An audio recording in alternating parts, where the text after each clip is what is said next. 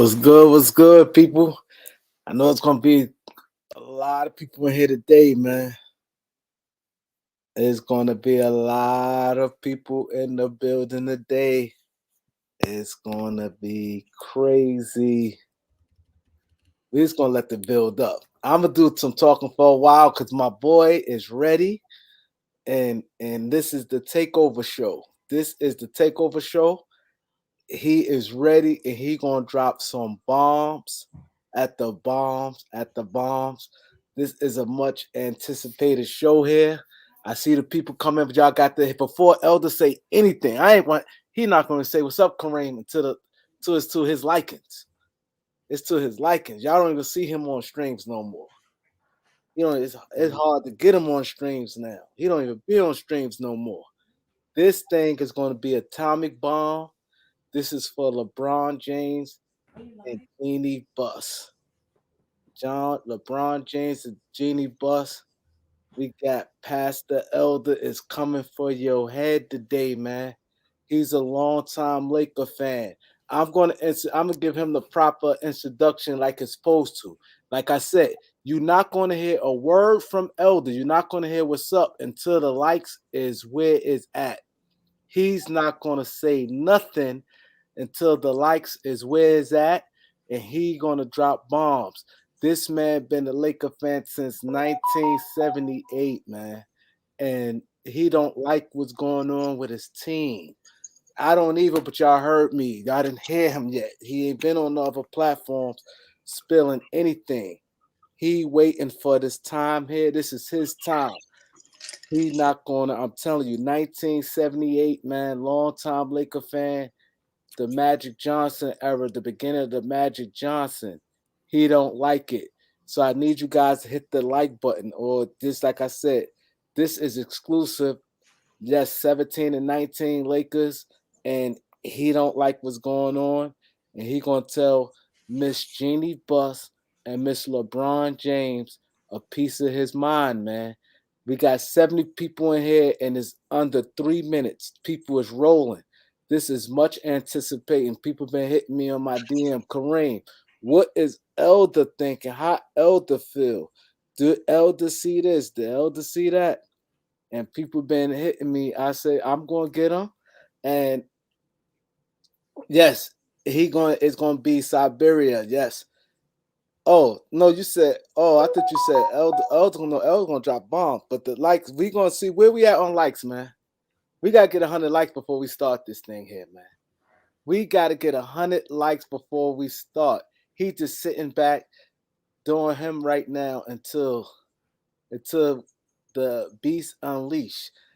You know, we all know that Elder likes Darvin Ham, and the report today is if the Lakers lose today with the Los Angeles Clippers, it is supposedly that he's going to get fired. That's what the word in the streets is. You know what I'm saying? It's been reported by a couple big dogs, which is it's crazy. And now y'all heard my piece yesterday. I got like 5,000 views on it yesterday, and I didn't like it. So y'all heard me. You know what I'm saying? He said, at Elder, I got $50 on the Clippers. What's up? He will talk in a minute. He at standard. He's setting the precedence. 79-41 not going to do for Pastor Elder. 90 people in here. We need 100 likes, man. 100 likes is a must. That is the standard to get this man to talking. You know what I'm saying? That is going to get the man to talking. So y'all gotta get them likes up, man. He busy. He got two big houses he building. He got a lot of other things. He said, put your personal relationship aside and really assess. Oh, one thing about Elder, I could speak for. I'm gonna put this up right here with Zay 26 is saying I'm gonna give him the floor out. So this is my floor right now. I'm gonna give him the floor and I'm just sit back and listen. But he said, put your personal relationship aside and really assess the situation from a business standpoint. There's no way in hell you can sit there and say Ham is doing a good job. Just say he your boy and you ride for him, I guess. He gonna talk. If y'all want to hear him, man, get the likes up, man. Get the likes up. There's no way in the world should be 104 people in 5 minutes, and we ain't at 100. Oh, people saying they agree. Okay, people waiting for this. So you're gonna have people that's with Elder standing by him, and you're gonna have people not with him. When we get to 100 likes, man, I'm Unleash the Beast. I'm gonna step aside and he gonna talk. So put y'all money where y'all mouth is and get the likes up. When we get to 100, we got 112 and we 6 minutes. Where we at on likes, my boy Eric Kwan? We got him in the building. We got Angie, Yaya, Tim, um, Greg Brown. Everybody 10 hit the like button, man. We had King David. We got I'll walk him down. It's hard getting me on live too. So this is a rare. This is a rare. Elder, you shouldn't respond till you about to pop off. We building this thing up, Elder. Don't even respond yet. Just wait till we get our number. Our number gonna be there soon. We got Empire Jeff, we got Sanico, we got Susan, we got Stone Cold. Let's get it, man. Show me. Show me we got 121. The numbers is going up. The likes need to be going up too. 100 likes, and Elder gonna tell y'all, I'm gonna sit back. You're not gonna hear me. You're not gonna hear me for a minute to 82. Come on, we got 18 more people. Come on, 18 more people, and then we gonna release the beast. He gonna drop bombs. He gonna get into everything that's been on his mind with LeBron James, Genie Bus, where he stand with the Lakers and why. And he definitely gonna address this from Zay 26. He definitely gonna address that. He said put his personal feelings, his personal relationship aside, and uh he want to hear the truth. This basically was Zay 26 saying. He don't care that Darvin Ham is his boy. He wanted to put all business, everything aside, and he wants to hear the truth. And Elder gonna tell you his truth. Y'all heard me spoke already. We need the likes up, man. I think y'all just gonna sit there and this wait, man. We got the numbers is going up crazy. We at 135. Come on, and y'all been hearing me for 8 minutes. Y'all don't know. I'm ready to step aside and let him. He said LeBron good. He could walk as a free agent and clear up cap space. Um, the numbers is going up. Hitting the like button is very important, man. All y'all showing with the like button. Two things how y'all show support. 141 right now. Hit that like button, and I'm gonna drop because they told me to do this because I wanna do what I wanna do. I'm trying to send this family. I was gonna do it another live, but this family, the Beat 139, we trying to get together and send some. But I want to keep it more on basketball. But send the Cash App also. I could get into that another time, but I want to really get into this. They saying we had 94, 148, 94, six more, and then soon when it come, he gonna come in here storming. I'm telling y'all. Give me 100 likes and watch him work. Watch my boy work, boy. And also before because I don't want to cut him off, right? Because we're gonna be at 100 likes. We at 98. Go to the Beat 139. Elder gonna explain that to you too. Go to Beat 139, and he gonna be doing daily uploads. So this way, y'all gonna hear him. He gonna do daily uploads on the Beat 139, and like I said, it's trade season now. So this is my time. We gonna be on here a little more often, much more often. We gonna be up here, and we gonna be and y'all can hear him like daily, like on real time. He gonna respond to stuff he's seeing online, different trades, different things like that. We should be at 100 now. We got 168. Oh, 108. Now, for not further ado, we got my boy, the one and only, the guy who we call him the YouTube Santa. I want all y'all to pop up and put the YouTube Santa. He drops cash apps on everybody channel. He blesses everybody channel, not just with cash app. He appears and everybody numbers goes up with it. No matter if they want to see, I keep it real. My channel, when I'm live, is always better when he's on it. You know, I get good numbers by myself, but it's better. The numbers better on everybody. He improves everybody numbers. That's not a lot. You know what I mean? The YouTube Santa, all the way from Indiana, the Indiana legend, the 1978 Lakers fan, the one and the only Mr. Pastor Elder Rufus. There he go. Boom! Man, you silly, Kareem. You silly, bro.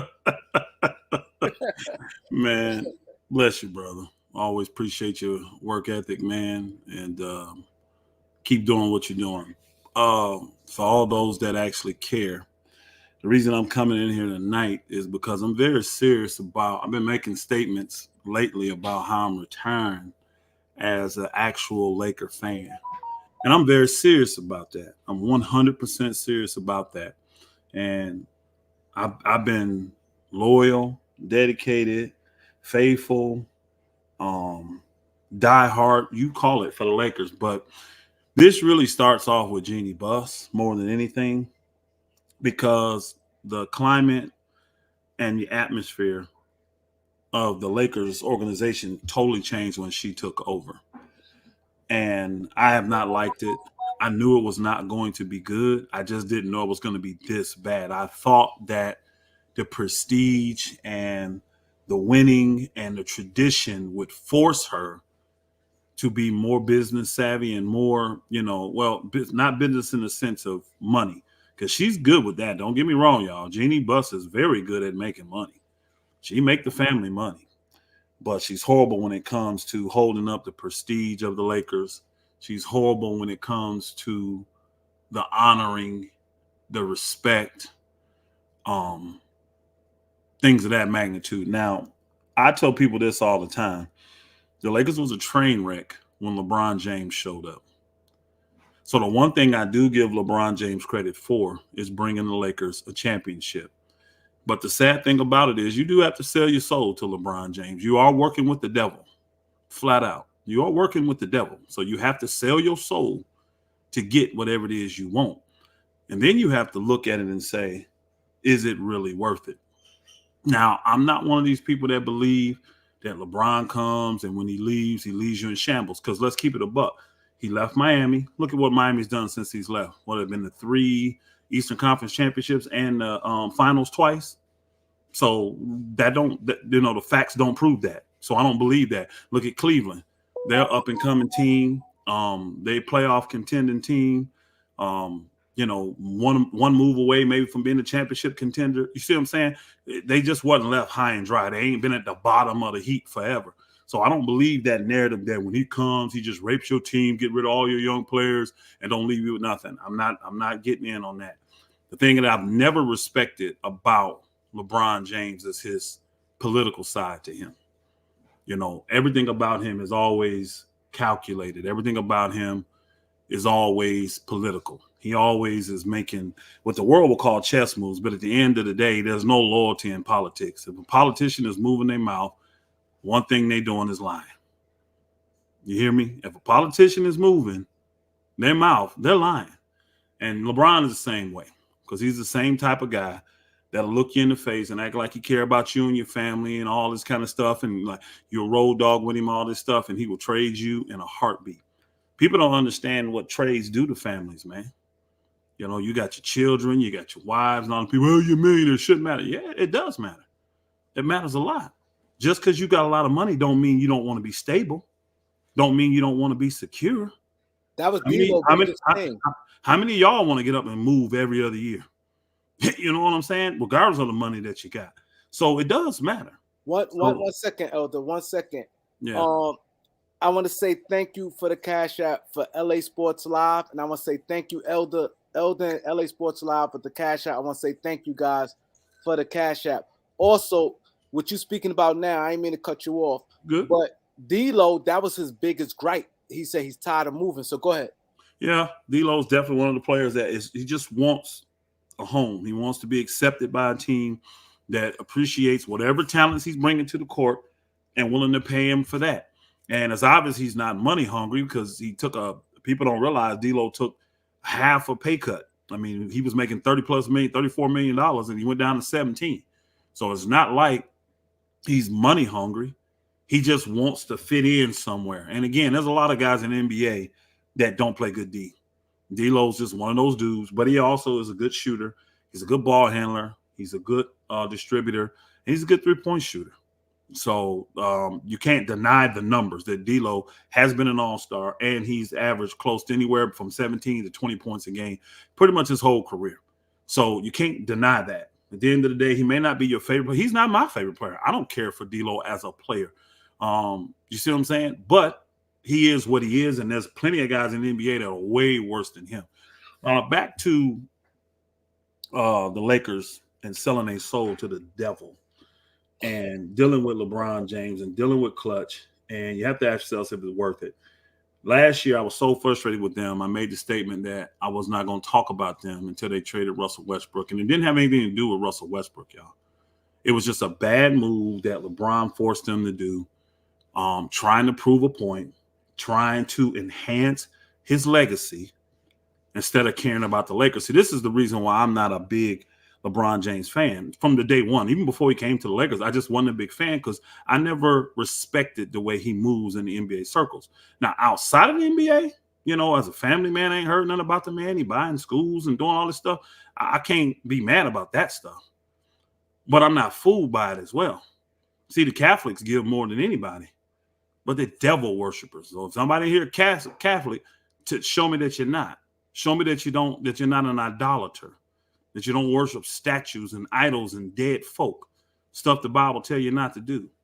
So at the end of the day, what I'm gonna tell you is this: I'm not fooled by what he's doing. Just because you're a good philanthropist outside of basketball, don't excuse the stuff you do to people personally.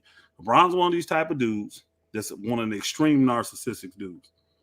If you ain't 100% on board with him, what I mean by that is do what he wants when he wants it. He will cut you off. He will. And you know what? He learned that from a group of people. Now, I'm not going to say their name because I ain't trying to get Kareem's channel shut down. Y'all know the group of people I'm talking about, the ones that control all the money. That's how they move. And that's why I haven't respected that. Now, as a player and what he's done, I've always respected that. I mean, I can't deny the fact he's been a great player. Regardless if he's on the juice or not, he's still a great player. He still put the ball in the hole. He still does what he does. He's won championships. I can't deny all of that. He's had a great career. Do I respect the way he's done it and moved? No. But this is more about the Lakers than about LeBron James with me. But one thing, I want you to respond to this thing here. But one thing, see, a lot of you guys, a lot of stuff behind the scenes that you guys don't realize that I know and Elder know.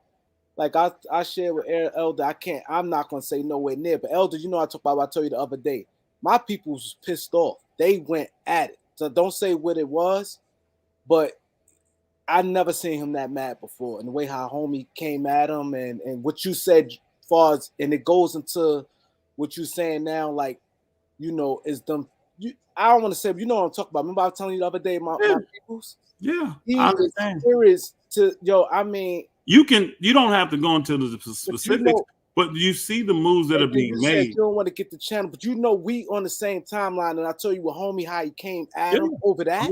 Oh yeah, and they've been friends. Yo, this no bullshit. They've been friends way before he got empowered. Since like when he came 96, I think he started working with them. Yeah. Yo, he's like, yo, dude came out, and the dude was a nobody when he started. I know. Like I could tell when we go behind, I'm gonna go in because he was telling me some more stuff yesterday. I said, yo, that's what kind of got me kind of pissed off. Like, there's a lot of shit. But go ahead, I'm gonna let you, but you can respond. No, I get it. I get that. And like I said, I wanted to shift it back to my situation with the Lakers. Being a long time, 40+ year fan of the Los Angeles, I wanted to focus more on that. I am thoroughly disappointed, and it's literally at a puke stage with Jeannie Buss's leadership. You got to go to the head. You know what I mean? I can't blame the people below the head when the person that's in charge just allows these folks to do what they do. All of this really falls on Jeannie Buss. This is all being done during her watch, and she has allowed it. So because she doesn't move like her dad moved, with the integrity, with the care of the team, with the, the respect of the league. Like, these owners don't respect her. They don't, y'all. They don't respect her at all. They really look at her like she's just some little Playboy bunny out here. That's all they. I mean, it's sad. But my thing is that she doesn't care about the winning tradition of the Lakers. She doesn't. She cares about the money, and that's the only thing she cares about. Because I say that because all of her energy and effort You're right. goes towards generating the money. Like, having LeBron James, like I've told everybody this, Lakers is never going to trade LeBron James. And he's never going to walk away from the Lakers. Do you know why? There's way too much money involved for both of them. LeBron will be like a child. He will pout. He will use his power and authority. Like, now, I'll play, I'll get my numbers, but I won't be effective while I play. I won't have the energy. I won't be the leader that I'm supposed to be unless I'm on microphone. Now, if I'm on microphone, I'm going to say all kind of stuff to make y'all think I'm still trying to win games and I'm trying to lead this team. But the fact of the matter is you look at the results of it. You know them by the fruit. The fruit of the matter is you ain't winning games now. Well, he's doing his part. No, he's not. Because if you're a really good leader, like all these other leaders have, you're supposed to elevate the play of the players. Now, it's amazing. And see, people that love LeBron, they will 100% ignore this. They will just ignore it because they got so much love for him. You've made him a god. Y'all worship this dude. And I think it's sad because people didn't even worship Jordan like this. He was the best thing since sliced bread for most people, but he didn't get worshiped like this. The players called him Black Jesus, but I didn't hear many fans doing that. But this dude, LeBron, I've never seen type of mental control that this dude has over people that like him, man. They will 100% make an excuse for him in every single situation. Never hold him accountable for anything. Always got an excuse for him. But at this stage of the game, he just utilizes his power to get what he wants. All LeBron James care about right now is his legacy. That's it. He's already broken every record that can be broken. He's an all-time leading scorer. He knows that it's going to be almost impossible for him to catch Michael Jordan in rings. You see what I'm saying? So now what he's doing is, what else can I do to add to my legacy to get people to put me over LeBron, over Michael Jordan? It's not going to happen, sir. Real ballers, you could go out and win 5 more chips right now. They still going to think Jordan a better player than you, bro. It don't matter what you do. But you're so obsessed with it, this is what drives you. And guess what? Jeannie fuels that. She gives them the platform to do it at the behest of the Lakers' lure and the Lakers' integrity and the allure of what the Lakers used to be. The glamour of being a championship level team at all times. And that's not what they are now. So I'll say this to the people that think I just hate LeBron all the way around the board. He's just not my favorite player. I can't say I hate the man because he's a politician. But how is it that no coach has ever been good enough for LeBron James? Y'all tell me the coach that LeBron James has 100% backed them and stayed backing them while he was with them. Every single coach that has been around LeBron James, he has tried to get them fired, no matter if they won a championship or not. You got the great Eric Spoelstra down here in Miami, one of the best. He's top 3 coaches in the league right now. Hold up 1 second. Elder's going to go in on this because everybody's saying Ty Lue. Elder, please go on this because Gilbert, this we got. Let me tell y'all, I'm going to say one thing before I let can't you believe go. Y'all sure, hold on. Let me say, hold on real quick, Kareem. Y'all sure y'all want to say Ty Lue? I know what y'all want to say. I know you're going to go in, Elder. I want to give them a chance to change their thought. I want them to get a chance to tell their thought. See, this is the difference between, this is why I don't go by numbers. Now, this show here, we don't have nowhere near the numbers Gilbert Arenas. They said the exact same thing on Gilbert Arenas showed, and everybody was saying Ty Lue, and nobody in that panel said nothing. I said, this is the thing. Now I'm gonna let Elder loose on this, but y'all sure now y'all say he won't get Ty Lue. John Wick said, sure, Ty Lue, let's do it then. All right, So go ahead, Ty Elder. Lue is the type of coach that came in and he won a championship, and then LeBron leaves him right away. Right? Where was his support in Cleveland after LeBron left? Got fired, what, 16, 18, 19 games after? Right after that, got fired. Right? Then let's move it up. When LeBron is on the Lakers and it's time to get a new coach, and Ty Lue's name is there, the Lakers totally disrespects Ty Lue and says, we don't care that you're a championship coach. We not only want to only offer you a 2 or 3 year deal, which the standard in the league is 4 to 5, especially if you're a championship coach, especially if you're championship. That's the standard. That's the minimum, y'all. They offered this man a 2 or 3 year deal and then told him he couldn't pick his coaches. Now, LeBron loves Ty Lue. He stands for Ty Lue. He rides with Ty Lue. Where was his support for Ty Lue then? Y'all don't know this and don't understand LeBron this. said Ty Lue should have took the deal because they lined. Kareem, you didn't let me finish. You didn't let me finish. All right, go ahead. You didn't let me finish. Y'all don't know that 2 to 3 year deal was put together by LeBron. Clutch put that together. Thank you. The line of They did that to him, but they support him. He's a world championship coach. They don't know a lot of stuff, man. Bro, don't, please. LeBron has zero loyalty to anyone.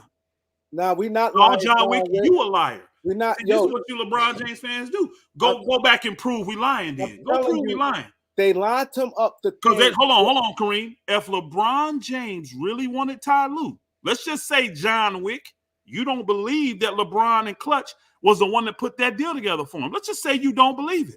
And that's what you call a lie on. Why did not LeBron James and them support him when he came out publicly and said, I got to get a minimum of a 4 year deal and pick my coaches? Ty Lue said that publicly. That's minimum for any coach coming in, and especially a championship coach. So why would not LeBron them jump on board and say, you know what, Ty is right. He's won a chip. He's one of the best coaches out here. He should be getting a 4 year, 5 year deal. Why didn't they say that? They come back and say, man, Ty Lue should have took that deal. He would have won this championship that Bogo got. Man, stop. Let me tell y'all this. At that particular time, you know how much power LeBron had with the Lakers then? If he got power now, where he's clearly declining, LeBron had super duper power back then. So y'all just have to think. If he had this thing, look how, you know how much power LeBron had back then? If he really wanted Ty Lue, he said, yo, he said he did what he did and got Ty Lue over there, and they were saying, Ty Lue can't do nothing about LeBron. He didn't take the deal, and Bron was like, yo, do what you got to do. And Lakers got vocal. You know how much power LeBron and them would have had? I mean, you know how much power he had then? Think about it. Hey, look what D. Chill first said. He said, all superstars can make suggestions, but at the end of the day, it's the owner's decision. And he is 100% right. So this is why I'm on Jeannie Buss's head. Because LeBron's suggestions for her turned into commands, turned into orders. That's what it turned into. And this is why I'm more on Jeannie Buss, because she's the one that compromised the integrity of the organization. She's the one that has put us in this position where the Lakers can be great one minute and a shit show the next. Now, let me ask you.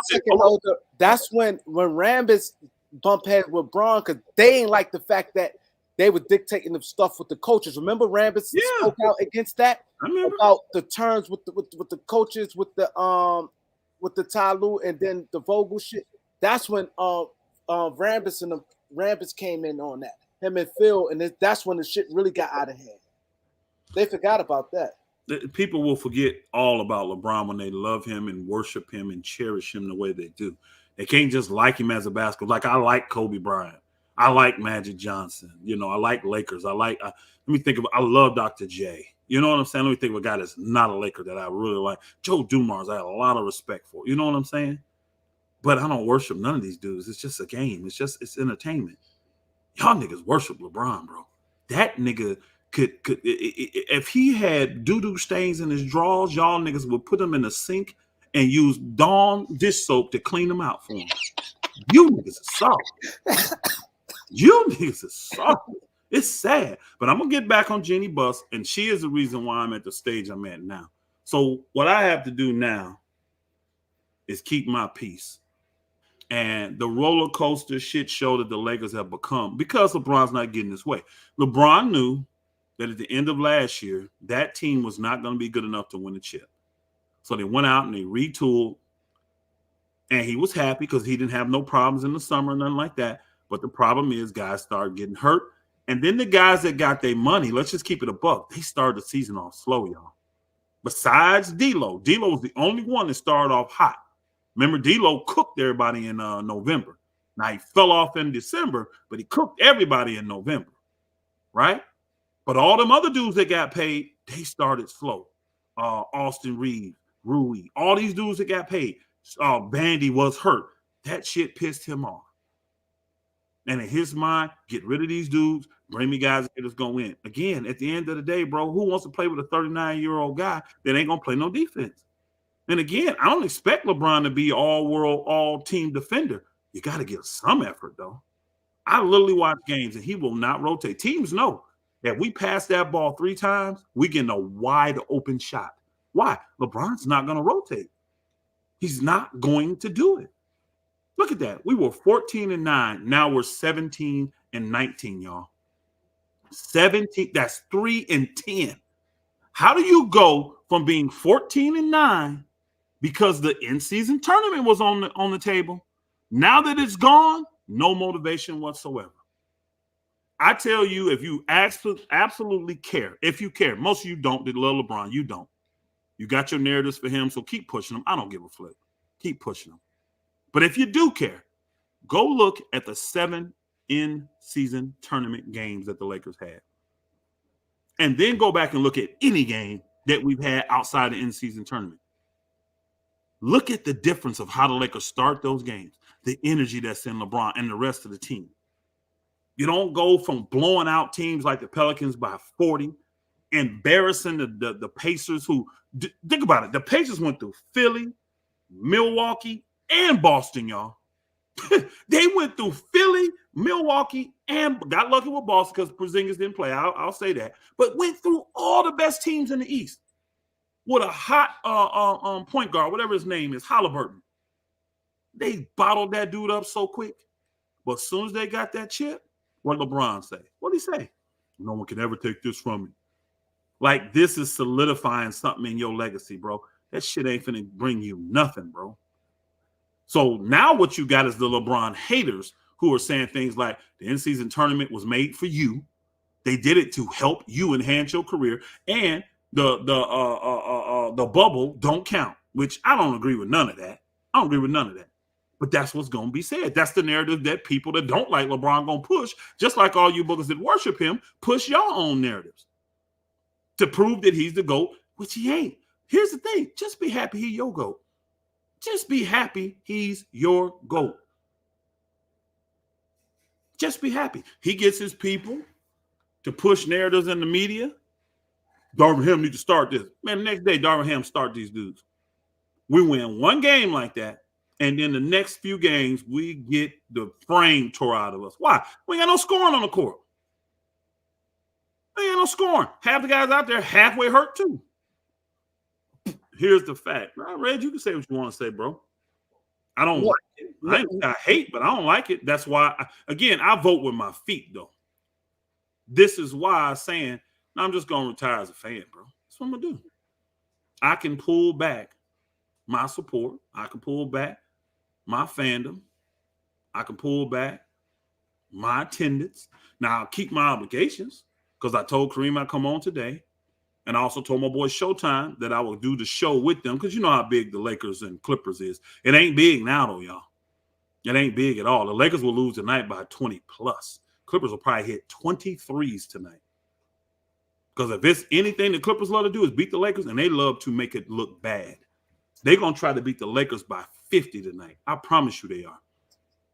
And everybody's saying, well, Darvin Ham this, Darvin Ham that. It's amazing. This man comes in. He's a rookie head coach. Right? He comes in, and in his first year, leads them to the Western Conference Finals. He comes back, and a quarter of the way through the season, he wins the in-season tournament. But now he's the worst coach in the league. Now he has to go. His rotations suck. He's this, he's that. Y'all don't know nothing about coaching. And back to the guy, Zay.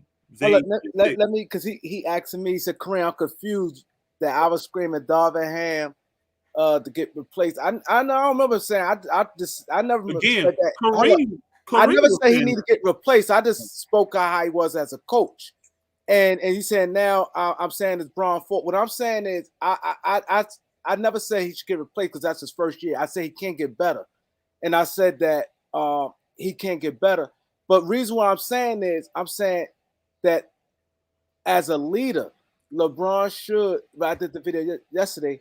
He should put his arms around Darvin and the team and say every year he do this and be like, "No, we're gonna ride." You know what I mean? He ain't gonna do that. That's what I'm saying. I never. Never done that. I'm not confusing nobody. I never. If you could find a video saying I said he should get fired, I always said I don't care for his coaching, and I said that he first year he can't get better. As they do, since he had so much to say going off. But I ain't saying it's Bron's fault, but what I'm saying is Bron has to stop doing this, like because it ain't gonna stop, Kareem. So every year at this time. It'll stop when he retires. It'll stop when he retires. You ain't teaching the old dog new tricks. Leopard can't change his spots. He ain't finna change. So we asking for something that's not gonna happen. Chris 313. Man, thanks, we appreciate you, man. In the Pacers fan, appreciate he said, I'm a Pistons fan and Bron my favorite player, but Bron and Jeannie and Rob set y'all back. Rob, I don't blame Rob at all. Yeah, it's not Rob is controlled. Rob can only do what he's allowed to do. Rob has actually helped us. We would be even worse, in my opinion, if Rob was not able to pull off some of the deals he was able to pull off. I really do. We would be way worse without Rob. I actually like Rob Pelinka. He's getting it done. Darvin Ham has never gotten a fair shake from a LeBron James jockstrap sniffers. Because, again, how can a man be a bad coach who dealt with the Russell Westbrook situation, which no coach in the NBA could? None. Man been in the league 15 years. Nobody could get Russ to cooperate, but then he does it for Darvin. But he's a bad coach. He's a bad coach. That's the Rufus. I think you should just send my money now. Well, when you win the game, Crooktown P, shoot. Oh, you bet. Yeah, we all, me and Crooktown got a standing bet going with the game. Now, I'll finish this year out, but after this year, Crooktown, I'm done because I'm done with the Lakers. So I'll keep my word. So we got 3 more games. You lost the first one. You lost a bunch last year too. Don't forget that, bro. Anyway, let me get back to what I was saying on this thing. Darvin Ham is a bad coach because he handled the Russell Westbrook situation better than any coach in NBA history has been able to handle. And he led the Lakers to the Western Conference Final in a strong Western Conference. They lost to the world champs. That makes him a bad coach. Then this year, he starts off 14-9, wins the in-season tournament. Now, mind you, he's had 3 to 4 to 5 rotation players gone the entire year. Go look at the injury report for every game starting the year, y'all. He's been missing at least 3, sometimes 4, and a bunch of games 5 players. And he still started off 14-9 and won the in-season tournament. That's a bad coach. Yeah, that's a real bad coach. He's got AD playing consistent. The one thing y'all wanted, he's got him playing consistent. He's a bad coach, though. No, this is all team leadership. Because teams are only going to go as far as their leader takes them. So if their leader ain't 100% committed, think about this. When you come in the locker room and you see LeBron got other stuff on his mind, and you can tell because you're around him, he don't care about the win or loss that night. How secure do you feel as a player? If your name ain't Anthony Davis, how secure do you feel? So when you thinking, man, I could be traded at any moment. This nigga maneuvering behind the scenes to get rid of me. How dedicated am I going to be? Now, because I want to work in this league, guess what I got to do? I got to buck dance in front of the cameras. I got to act like, man, this is my dude. But behind the scenes, these dudes ain't fool. And y'all wonder why nobody wants to play with LeBron. This is what I cannot wait to see. I don't know how soon it's going to happen. It's probably going to be 4 or 5 years from now. And I'll be done watching basketball. But when he leaves, watch how many guys in the league try to finagle and maneuver and get their way to LA. Oh yeah, that's gonna be crazy. Watch. It's gonna be crazy. I want to respond to this elder right here. He had to add. I know Christie and LeBron definite. LeBron too. I believe. I don't. He think it's this Rui and Reeves. No, that's a female. LeBron and Max hold on, bro. That's a female, right? Kishana? That's a female. Yeah. She said, I don't think the Lakers players, other than Rui and Reeves, have a problem with Ham. And you know what? It's LeBron and Max Christie too. I actually think that's for a fact. I know that Reeves did not like being benched. Which, tell me this, y'all, what player is gonna like being benched? Nobody. And D'Lo didn't like being benched. D'Lo didn't care to be benched. But again, when you a coach like old boy, he goes to you and tells you, though. At least he will talk to you and tell you. He don't just make moves or let you hear it in the media. He'll come to you as a man and say, look, your production, I can't keep playing you. I got to do something different. You may not like it, but that's still good coaching. You still respect it. My thing is this. Since we're on Darvin, let's get back to LeBron then. No, I'm not in the locker room, but I heard from definite, they said, I heard those two names. I heard Max Christie and LeBron. No problem. For sure. Those the 4 names I heard. Again. So I'm not in the locker room, but I definitely heard because Max Christie. And here, okay, I'm glad you said Max Christie. I'm glad you said Max Christie. Because the one knock I have against Darvin Ham as a coach is I think he does the kind of thing that Doc Rivers does, which a lot of old school coaches do, is ride the veterans a little too long. He trusts them. He gives them a little more play. Do I think Max Christie should have got more minutes? I think yes, because when he got on the court, he actually produces. So I think he should have. That's the one knock I have against Darvin. That is definitely not a fireable knock, though. This is a young player that's 19 years old, y'all. Might have just turned 20. You good, bro. And look at all these all-stars and people I got in front of you that play the same position as you. I can easily justify not playing you. Most teams won't play Max Christie just so they don't have to pay him, y'all. Go ask Cam Thomas. Go ask Claxton over there. I can name you all kind of guys that teams know they good, but they won't play them because they got veterans in front of them that play the same position, so that when it's time to re-up them, no other team has really seen them, so they're not going to offer no money, and they're going to end up staying with you for a cheaper price.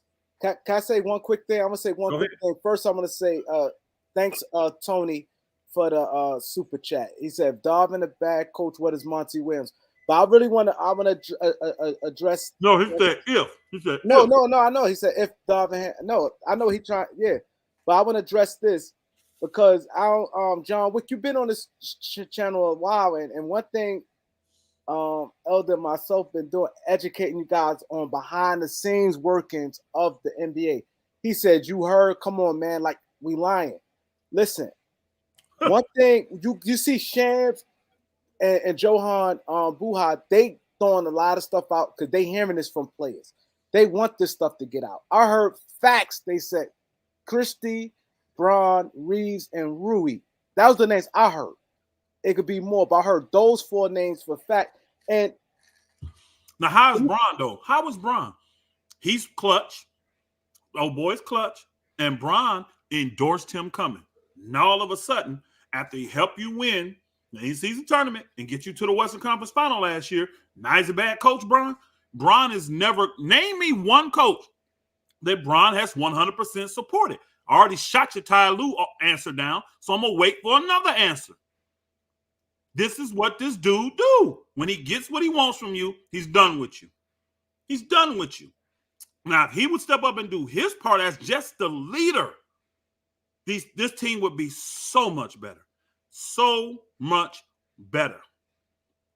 But again, it ain't about this 39-year-old juice taking dude that has a maniacal twist to him that just he is so obsessed with being the greatest of all time.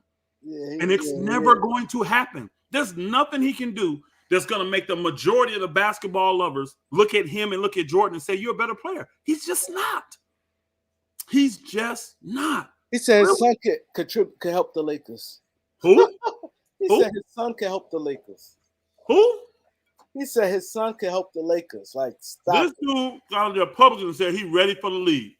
His son can help right now. Right now, as You today. know how many? This was. That's so sad. That's so. And what you think these guys are thinking? He's trying to tank. He's trying to get a good position and pick his son so he can play with his son to add to his legacy. See, that's money, y'all. Y'all don't get that. That's money. How much money you make off movies, documentaries, books? Y'all know how much you make off that? That's money. Why do you think he moved to LA? I thought, Cleveland, this is for you. Cleveland. Off on their ass. Born and raised. Home stock. Took off on their ass not once, twice. But he's loyal. He cares. Man, stop it. I'm not fooled by it. Again, though, I really don't want to turn this to a LeBron bash because at the end of the day, he does it to himself. This is the Lakers' fault because, see, Miami understood and didn't let him do it. That's why he left. Remember, not 4, not 5, not 6, not 7. Remember that? When a man says that, that means he's planning on being there for the rest of his career. Yeah. LeBron was trying to retire in Miami at that time. But when he realized he couldn't have control, I'm gone. I'm gone. Hey, he got back to Cleveland and realized this ain't what it was before. Let me get this chip. Let me solidify my legacy. And as soon as I get that, I'm gone. And you know what? He just walked into a perfect situation with the Lakers because now he can make the money he want to make. Lakers is in shambles and is run by this woman that is incompetent of running a basketball organization. She's good financially. She's not good when it comes to basketball decisions. Because she was charging the Lakers finance back then. When her father was alive, she was in charge of the finance. But Zay 26, we giving you a lot of highlights on your thing. Drop a Cash App, bro. We giving you a lot of we highlighting a lot of your comments, man. So drop a Cash App, man. Again, first of all, let me get this. Let me make this clear. I am not Darvin Ham's boy. I don't have his number in my phone. I played pro-am basketball against Darvin Ham for a few years. So I got to know him then, but now no person. I wasn't going to his house, kicking it and doing all that stuff. I never said that. But there is no emotional tie to Darvin Ham. I see who the man is, and I believe in him as a coach. And I know real players put Darvin Ham on one of these young teams out here that strive. Hey, I promise this. I guarantee this. If Darvin Ham, because see, remember, Kareem, you probably remember me saying this. I was like, Monty Williams, I love him as a coach, but he ain't the guy to go to Detroit. He don't develop players. He needs experienced guys. Yeah. That ain't his role.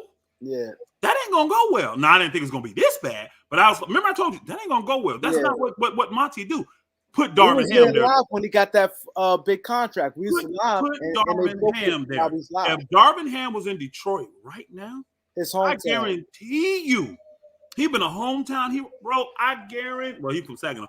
I guarantee you. That's still the Michigan. Yeah, the area, Detroit, Michigan. He's still Michigan. I guarantee you. That I'm not saying that team be in the playoff hunt and all. I'm not saying that. But, boy, they definitely wouldn't have no 28-game losing streak. They wouldn't have no 10-game losing streak. Darvin would motivate. There's a lot of talent in Detroit. They ain't motivated to play. And Monty don't know how to do that. Monty, think about it. What's Monty's motivation? He's got 80-something, 90 million guaranteed. He don't give a flip. Yeah. He don't give a flip. What you going to do? Fire me? What you going to do? Let me go home for 3 years? You think about it. He don't care. He don't care. Darvin, that team, I would not be surprised if Darvin was there, that team would be close to 500. I wouldn't be surprised. I'm telling you. He can motivate people because he's real. Is he a perfect coach? No, no coach is, though. I can find flaws in all coaches, all of us. But the way LeBron James fans pick him apart, now they got Laker fans turning on him. You got Laker Nation dude up there talking about Darvin Ham disrespecting them by saying it ain't the end of the world we lose a game.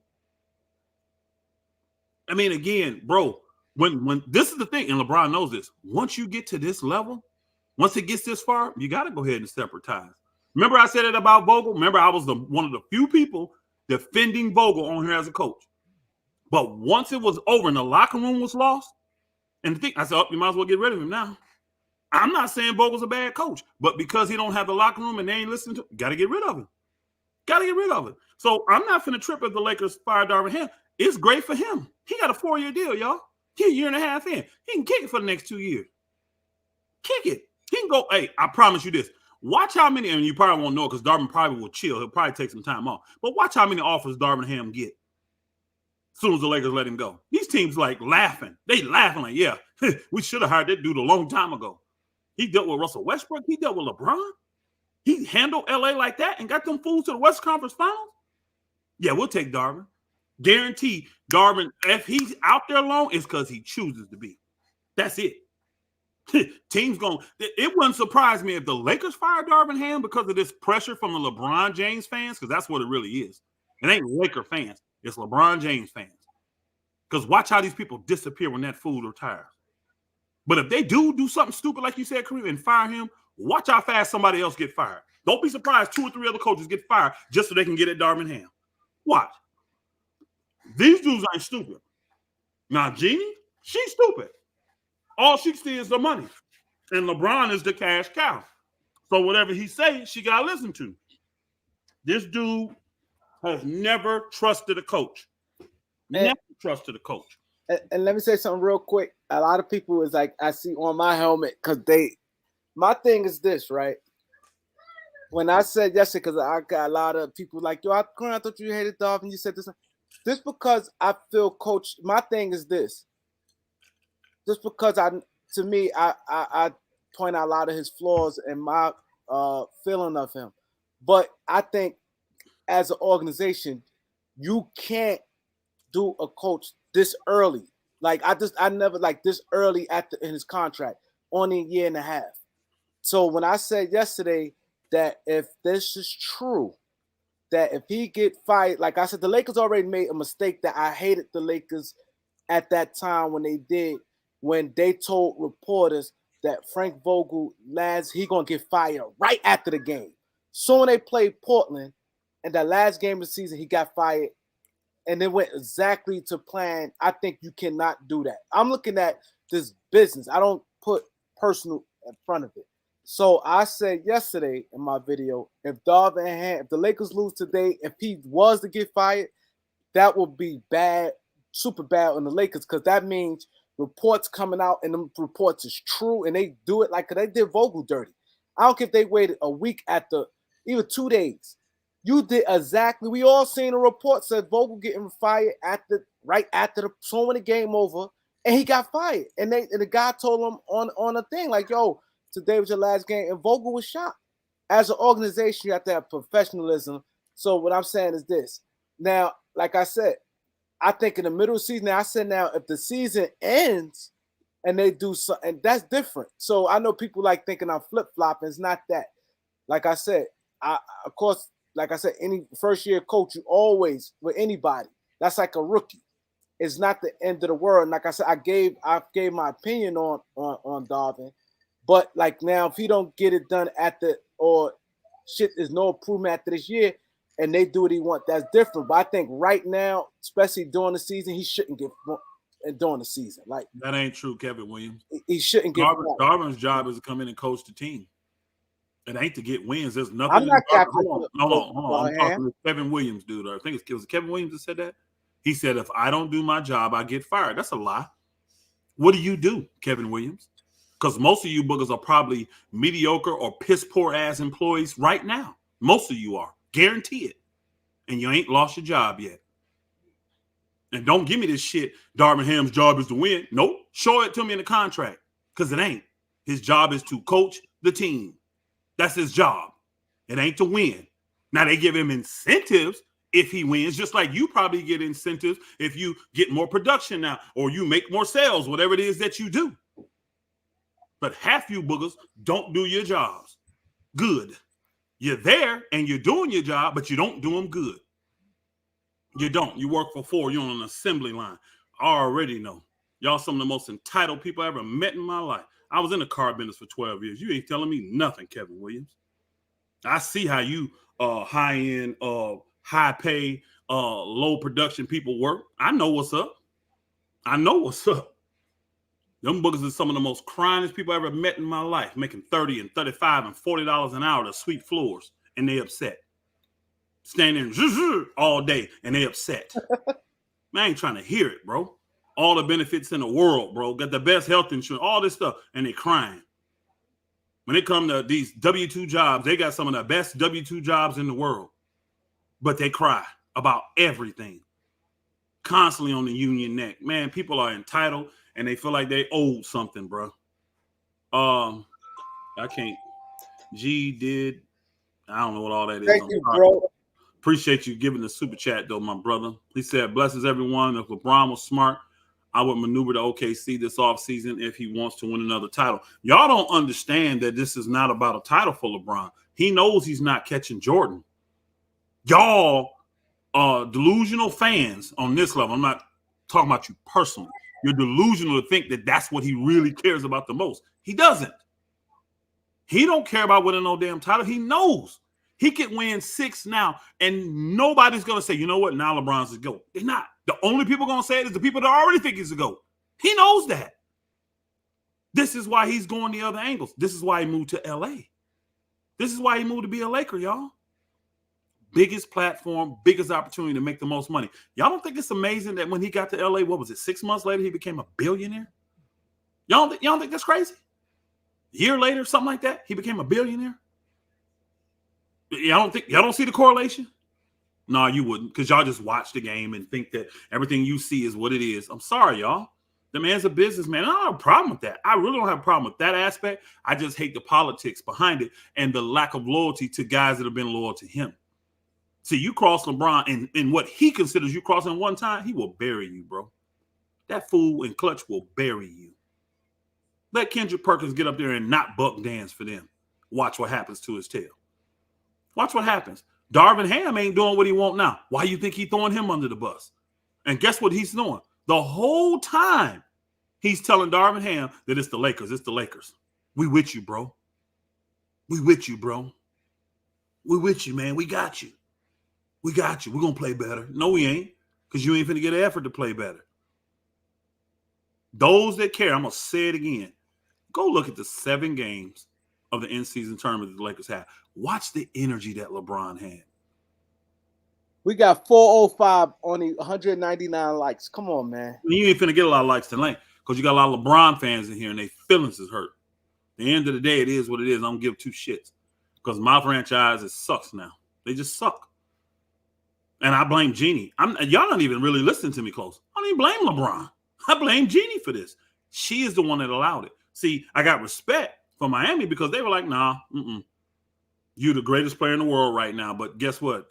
We run the franchise, bro. You're going to do what we tell you to do. You can take your ass back to Cleveland. Guess what? He took his ass back to Cleveland. It did. So his contract went back to Cleveland. Y'all know what? I'm going to tell y'all right now, y'all LeBron fans, y'all have a lot of power. Let me help y'all LeBron fans. Let me help y'all today. If y'all really want something for LeBron, start pushing LeBron to push for a trade. I mean, like, bombard all of these things. Or not a trade, because y'all know LeBron ain't going to do that. That'll hurt his legacy to be traded. That'll hurt his legacy. He ain't finna get traded. Because that's one thing he stand on that he never actually He ain't finna get traded. This what you do. He has a player option. So his contract is over at the end of this year, y'all. Start pushing the narrative that LeBron should opt out and go somewhere else. Like in all of these chat rooms, all of this Laker talk, start pushing that. Because then that's going to force the media to start talking about it. Because I'm telling y'all, the media, they don't have nothing original, y'all. They come right down here to these YouTube streets and take everything y'all be saying in the chat rooms, everything we be saying up here on the panels. That's where they get their material from. They know. So if y'all really hate the fact that LeBron is in the Lakers and he's the worst, the Lakers is the worst thing ever happened to LeBron, start pushing the narrative that LeBron needs to opt out. He needs to go somewhere else. Push that narrative. And I'm telling you, the effect that y'all delusional LeBron James worshipers have, I got to keep it a buck. It works.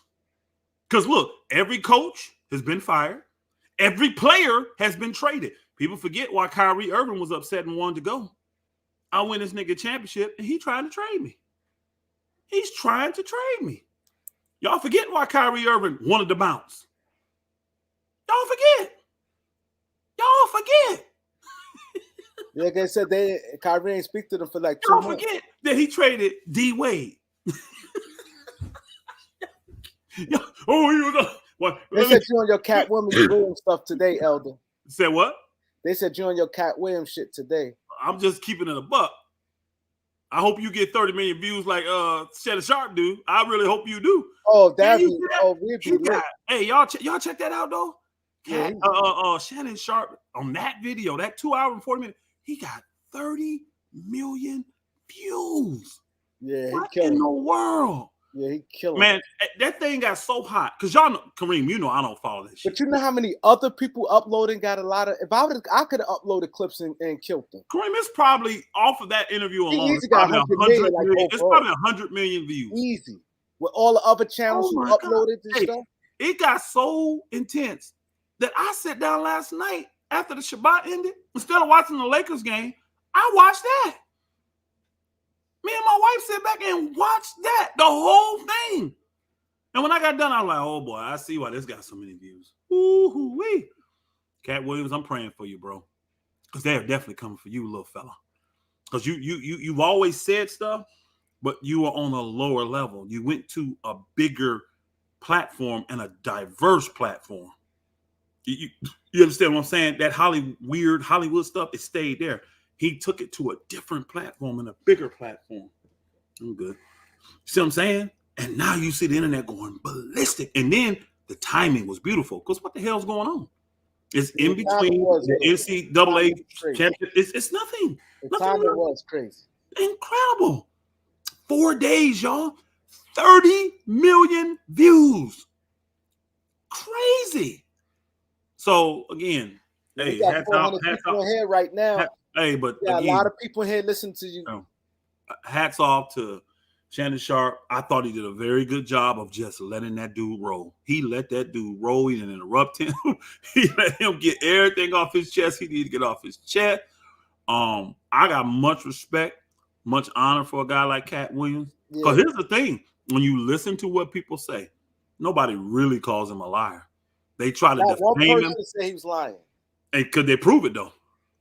Not one person say he was. Yeah, that's what I'm saying. They're not going to be stupid enough to be on tape saying he's lying. They'll try to use subjective words to make you think they saying he lying, but they ain't gonna just come out and say that because that's gonna be. And see, the internet, man, it's when you out here living foul, the internet is your worst enemy. The worst enemy. Because they gonna pull receipts on your ass. And see, Cat put that stuff out there, and nobody's had to do the research. All the people on the internet been doing it. I've seen all these dudes get the light-skinned women with the big faces. I've seen all these boogers steal people's jokes and go back. I've seen all the information, bro. Said, yo, you saw when he said every last one of y'all wore a dress. They got a video. All of them had a dress at one. Yo, it was like 20 people, comedians. They all wore a dress. I said, yo, he hit that thing on the nail. Bro, he said, yo, all y'all got to wear a dress. He said, why every time in Hollywood we at black men got to wear dresses? And all of them, even Kareem. People don't understand how when you come from poverty and you come from nothing, then you have a lot. They don't realize that don't move us like the people that are driven for the money. See, when you driven by money, you're never going to be satisfied. Never. Everybody say, oh, LeBron came from poverty. Y'all went around. I was there. I was recruiting the dude. He wasn't, I promise y'all, he wasn't poor. Don't believe the hype. Don't believe the hype. Big sports. If you could do that, boy, let it happen. Once they realized in the 7th grade he was what he was taken care of from then on out, y'all. He was taken care of from then on out. But I'm talking about people that came up. Cat, see, I was on my own. I paid my first rent payment at 14 years old, bro. Cat Williams was on his own at 13 after that fight with his dad. You see what I'm saying? And the social services came in and all that. And he was worried about his family. I've been there. I understand what this brother went through.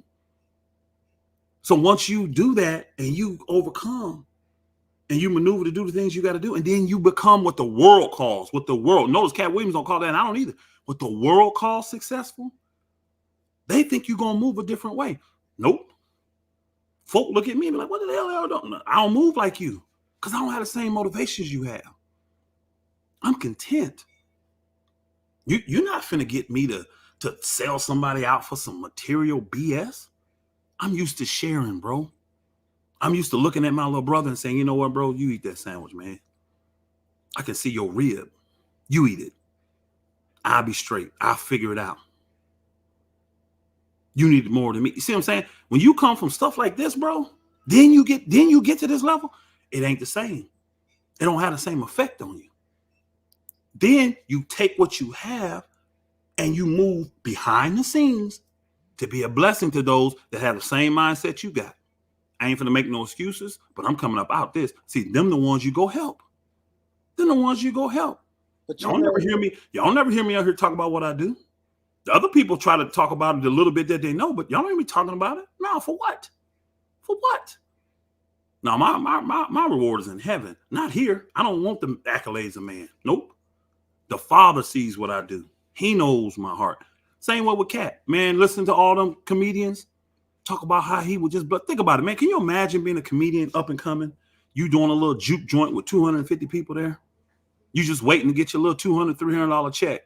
And some woman that you can barely even see walk up to you and just put money in your hand and walk out. And it's $1,000. Y'all know what $1,000 would do for people back then in the 80s and 90s and all that stuff when that was going on, bro? That probably paid somebody rent for them. Hell yeah. Back then, hell yeah. For a lot of them dudes, that stopped them from committing crimes, from selling drugs. I'm telling you. But he would see the potential in them and just bless them.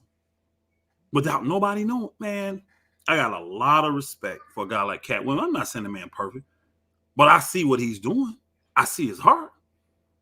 My holy king, what up? He ain't malicious. Not like LeBron. LeBron's malicious, y'all. He's malicious.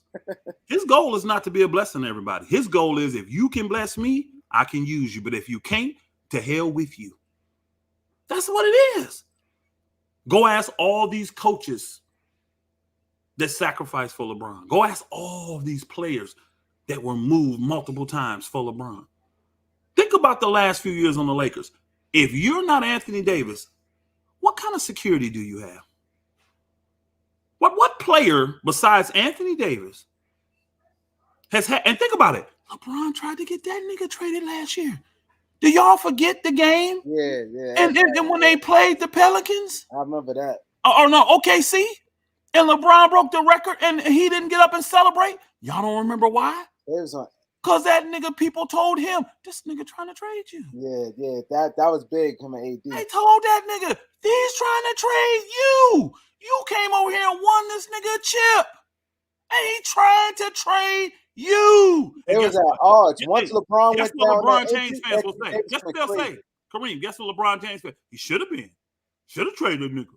He inconsistent. He always hurt. He this, he that.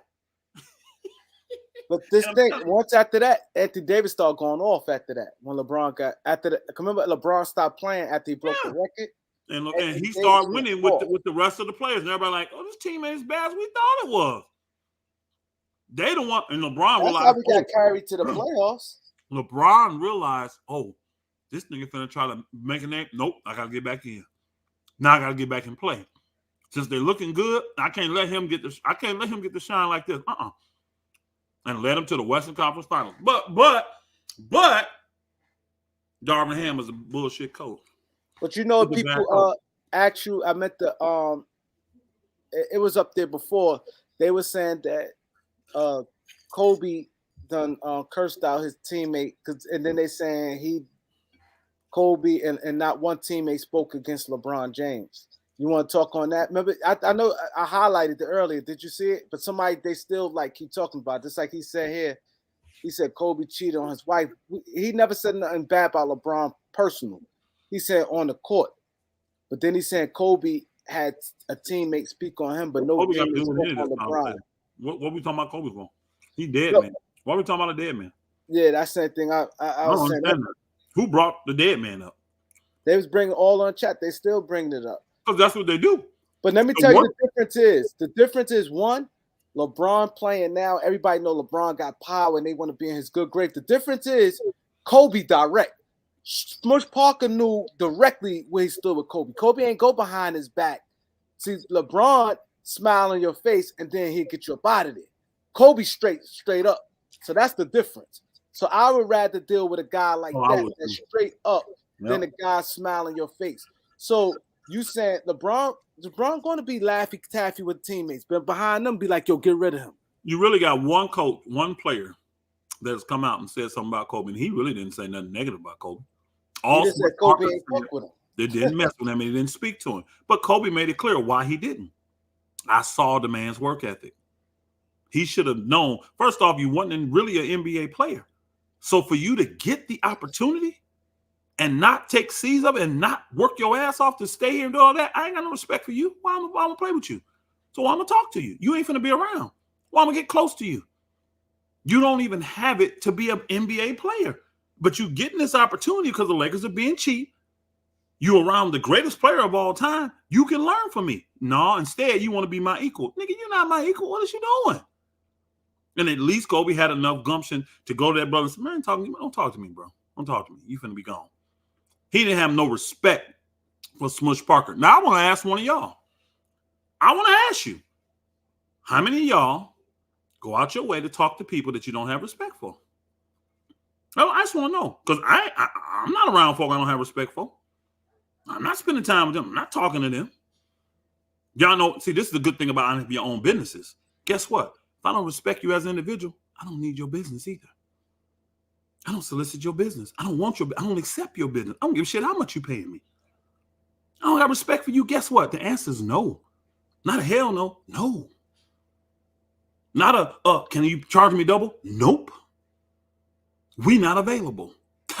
That's my professional answer to people I don't respect. You don't think I get offers from people to build stuff and to put decks up and the add-ons and additions to do all this kind of stuff, whatever the case may be, that I don't respect? And the answer is always, no, we're not available. That's the professional answer you got to give them. No, we're not available. We booked that week. And y'all already know, I'm always booked. Because even if I'm not out here working for the other folk out here, I'm working for ourselves. We building our own stuff. I'll always be booked with somebody that I don't respect. Because I ain't finna cross, you ain't finna cross my path, I ain't crossing your path. No. So I got more respect for Kobe for doing what he did. I'd rather someone do that. I would. I'd rather someone treat me that way. If they don't respect me, don't deal with me. Don't be no damn fake ass hypocrite and act like you like me the whole time behind the scenes. You trying to destroy me. You trying to take me down, LeBron James. You trying to do all this stuff behind the scenes. You don't care about my wife. You don't care about my children. You don't care about my family. Y'all know how this is. These young men become millionaires overnight. They moving their whole family to where they at. Now you playing with LeBron James. Man, don't move. Don't move. Rent. Don't buy shit. Rent. Because this nigga may trade you. Ask Andrew Wiggins. Ask Andrew Wiggins. It ain't just veterans. He'll trade your ass as an 18, 19-year-old rookie. Number one pick. Anthony Wiggins was the number one pick. Number one pick. He got that booker traded. Ain't play a game with Cleveland. Bro, stop, man. He even play a game with Cleveland. Stop. Elder, what you think about this trade here? They were saying the 3-team trade. They've been getting a lot of, I know you're not on Twitter, but they've been saying a lot of traction, and they saying the Lakers really trying to make a power move. They saying D'Lo, Gabe Vincent, and Josefino to the Bulls, Rui Hachimura and Reeves to the Hawks, and DeAndre Murray and Zach LaVine to the Lakers. Is that the one you sent me the other day, right? Yeah. I don't like that trade. I told you why I didn't like that trade. You can't have the best player in the trade going out and you getting the weakest assets back. You can't have that. You can't have that. And to me, out of all those players, Zach LaVine is still gonna be the best ranked player in the NBA out of those dudes. Out of all of them. He's gonna be ranked higher than Murray and all that. He's gonna be ranked higher than them. So how am I the Bulls and I'm giving up the best player and I'm getting back the weakest assets?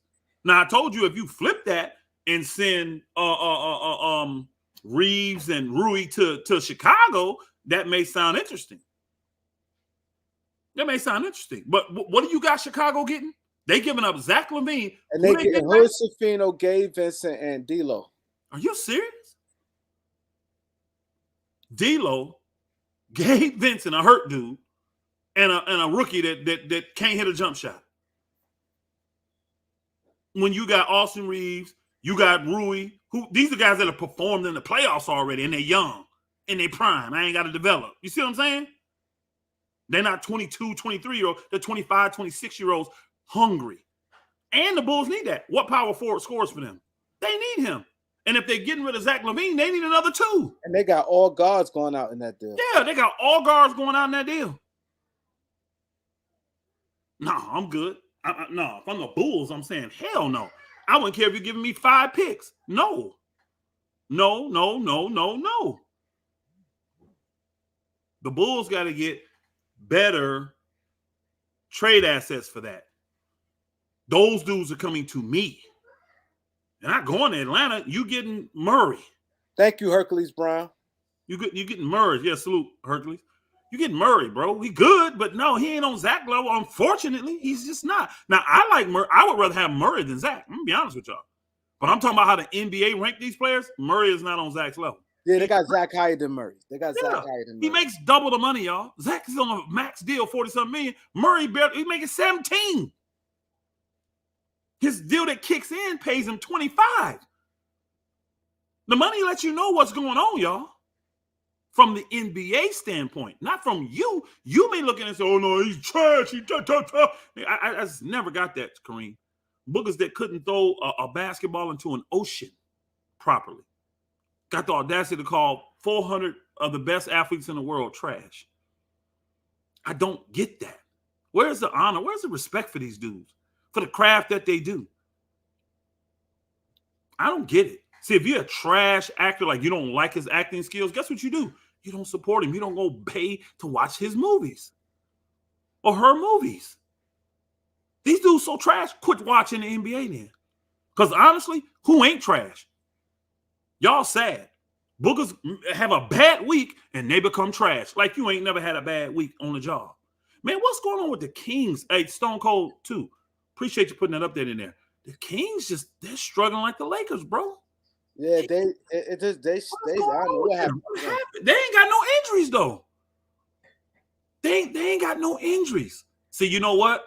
I guarantee you they dropped out the what's name because they was supposed to got what's the name the Pascal Siakam. Mm-hmm. They said no. They was in serious trade talks to get Pascal Siakam. Y'all getting to see right now. Kings was destroying the league at the beginning. What the top 3, top 4 in the West? Top 3. And them boogers done fell off. All because of trade talks.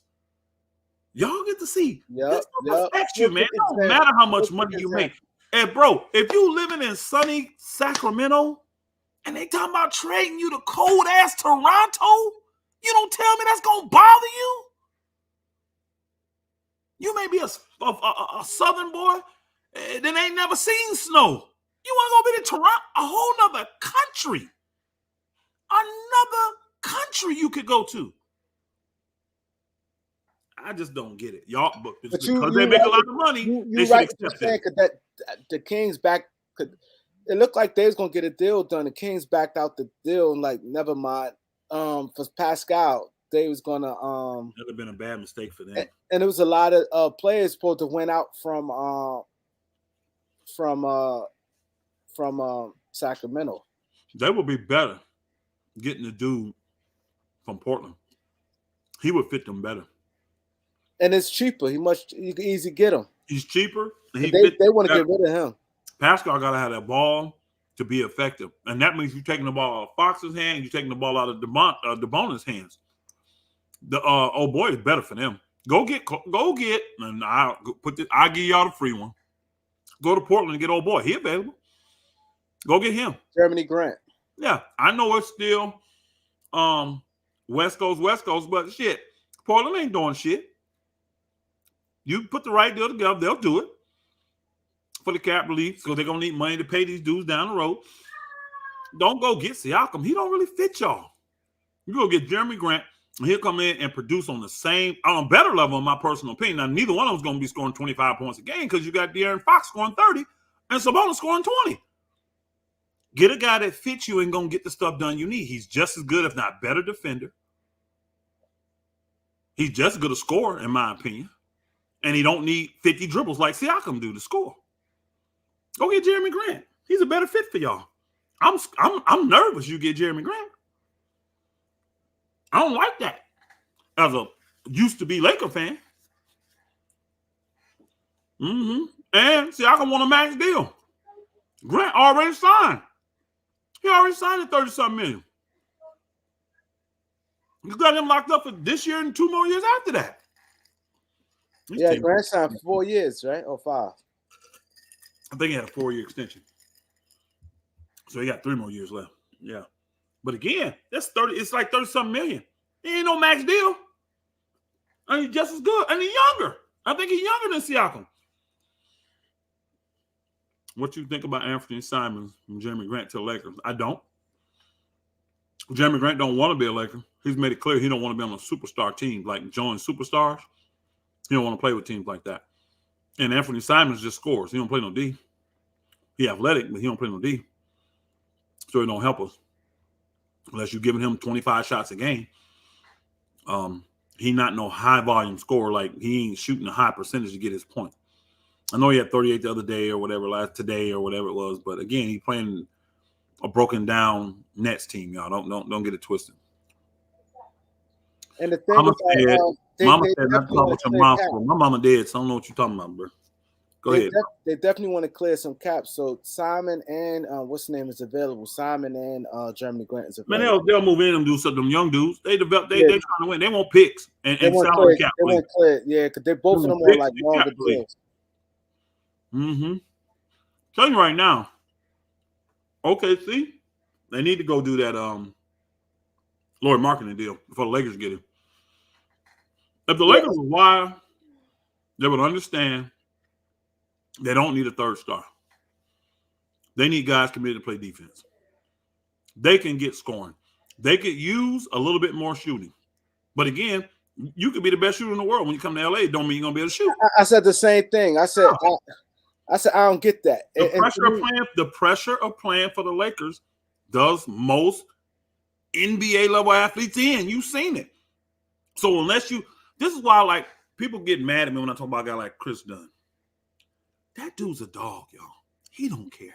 And I know he not no scorer, no shooter. But his game ain't going to be affected if you... Y'all see how Lonnie Walker was not affected. Y'all see how Malik Monk was not affected. You got to be a downright dog not to be affected in that big LA market. Yeah. Now, I think marketing can be good just for the simple fact he don't have to shoulder the load. He don't have to shoulder the load. So he will be very efficient with the Lakers. He would be. He would be. Yeah, and they be long. You get him, you get Kelly Olynyk, and you get Chris Dunn, and you give up that pick. You give up Hood Schifino. You give up D'Lo. You give up Rui. That's all you got to do. They get the cap relief they want. They get the pick they want. Oh, he wants that pick. Then he wants that 2029 pick so bad. He ain't happy having just the 2027. He want that 2029 too. Why? They have no faith in Genie. They believe LeBron will be gone by then and the Lakers will fall right back to the bottom of the league, y'all. That's what they all believe. They all believe that about the Lakers. That's so pathetic.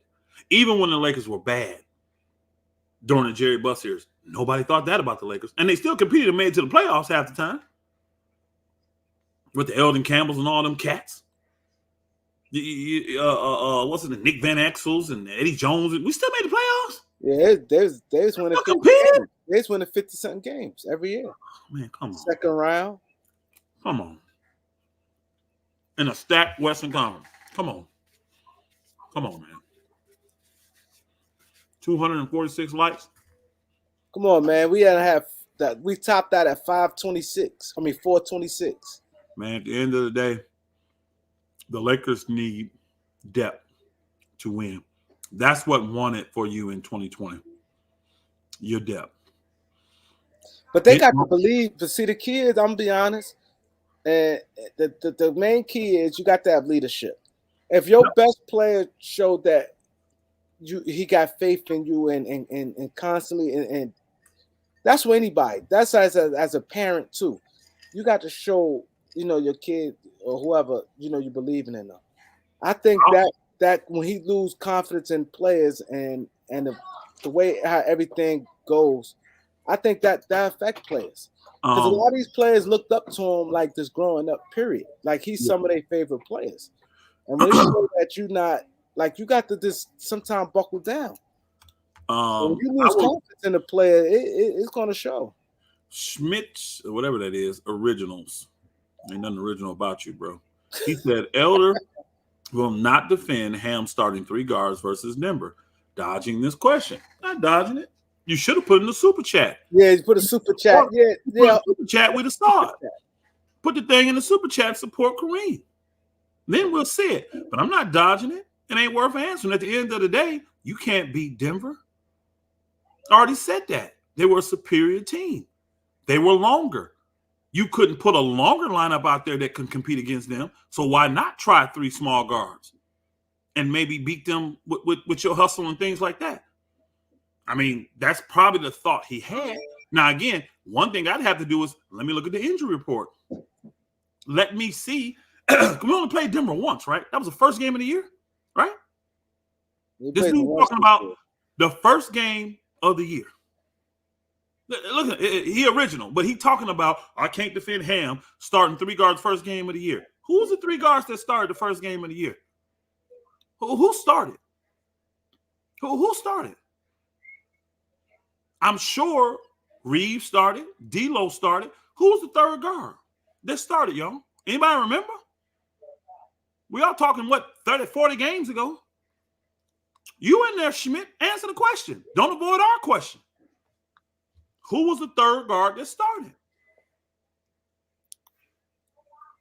No, he's at the Western Conference Finals. Bro, are you serious, bro? After the Denver had showed us they was destroying and counteract answering every single thing we did, why not throw something at them like that?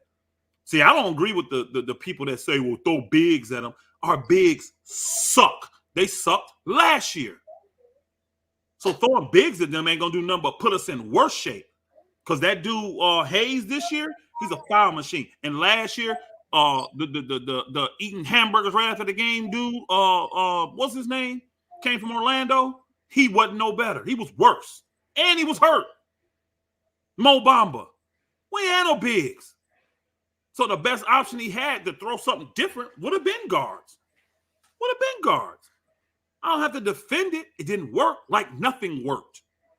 Everything we threw at Denver, they countered it. It may work for 1 or 2 possessions, and they countered it and beat our heads in. Denver was a better team than the Lakers.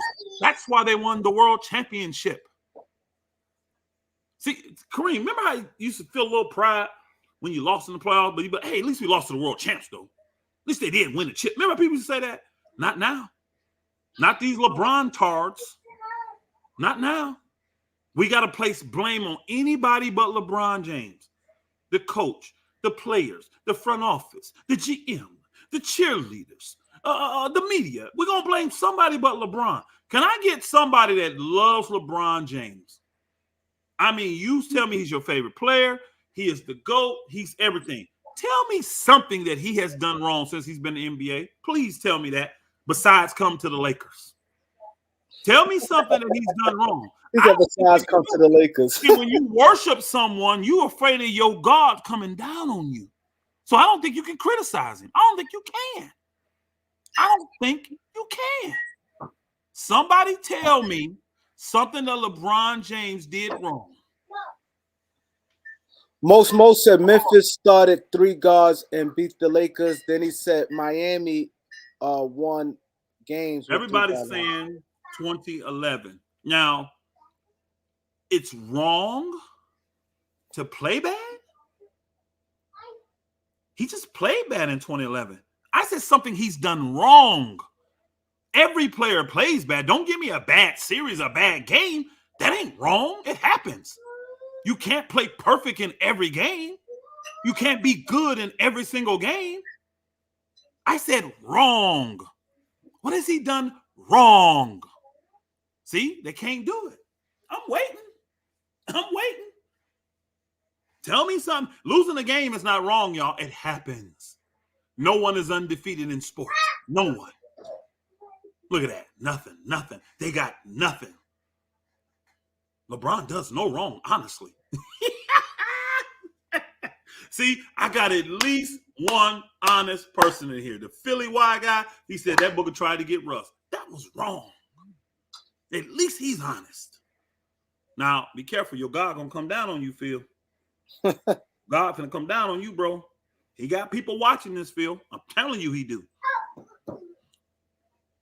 No, Ham does plenty of wrong. Doesn't mean he ain't a good coach, though.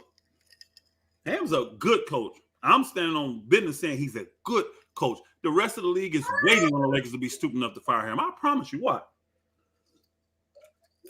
They waiting. They're saying, thank you, LeBron. Thank you for helping us win. Thank you. Impatient, narcissistic BS, man. I'm not motivated to watch this game, but I'm a man of my word because I told my brothers weeks ago I would do this show, and then I told my boy Showtime that I'd come on with him and C Hill. Since it's the Clippers, Lakers, supposed to be big, blah, blah, blah, I got zero motivation for this game. I would be shocked if the Lakers don't lose by 20-plus points and if the Lakers don't give up 23-pointers tonight to the Clippers. So let me ask you this: so if the Lakers lose, what type of heat you think is going to be? You think Darvin automatically going to get the blame if the Lakers lose, and they're going to ask for his job? Think about this, Kareem. They ain't even played, and he already got the blame. They ain't even played the game, and he's already got the blame. So you can answer your own question. They haven't even played the game, and people are already blaming him. And you know what? Like the old saying is, be careful what you wish for. Be careful what you wish for. Because you seem like you're finna get it. And this is the thing. I'm going to tell you the only thing I like about this. This is the only thing I like about this. Guess what I like about this, Kareem? Even though there's going to be massive carnage, like it always is when LeBron James is around, the one thing that's going to happen, this is actually going to hurt LeBron James' legacy. All this stuff he's doing with the Lakers is going to hurt him because the prestige and the integrity and the championship pedigree that the Lakers have, they're going to go and look at that. See, when we get 10 years down from this, folk going to look at that and be like, oh, man, the whole narrative's going to change, bro. Watch. Look what he did to the Lakers. That's what it's going to change to. I already know how this works, bro. I already know how it works, Kareem. That's what it's going to change to. And they're going to see all that other stuff he was more interested in than actually winning championships. That failed. That's going to fail because he's going to fail. He's going to fail at it. He's going to fail. He's not going to be successful. All the cheating, all the conniving, all the disrespect. See, if I'm a player, I'm saying something publicly like, Brian, you trying to get your boy hurt, ain't you? You trying to get him hurt. You trying to get him clothesline coming to the league, ain't you? And I would pull up my checkbook and show it. I write the check, no problem. I write the check. Since he better than all of us professionals, this nigga been playing in your backyard, and you want to compare him to us? Better shut your mouth, LeBron James, because you know niggas don't like LeBron. See, I would have that debate with him. I would have that angle with him. I got one second. I got 2 cash apps for my boy Paul Theory. Paul Theory said Darvin scam sucks. For Paul Theory, and I got a cash app from Ty Khan. Thanks, brothers, Ty Khan and Paul Theory. Thanks for the cash app. Appreciate the support.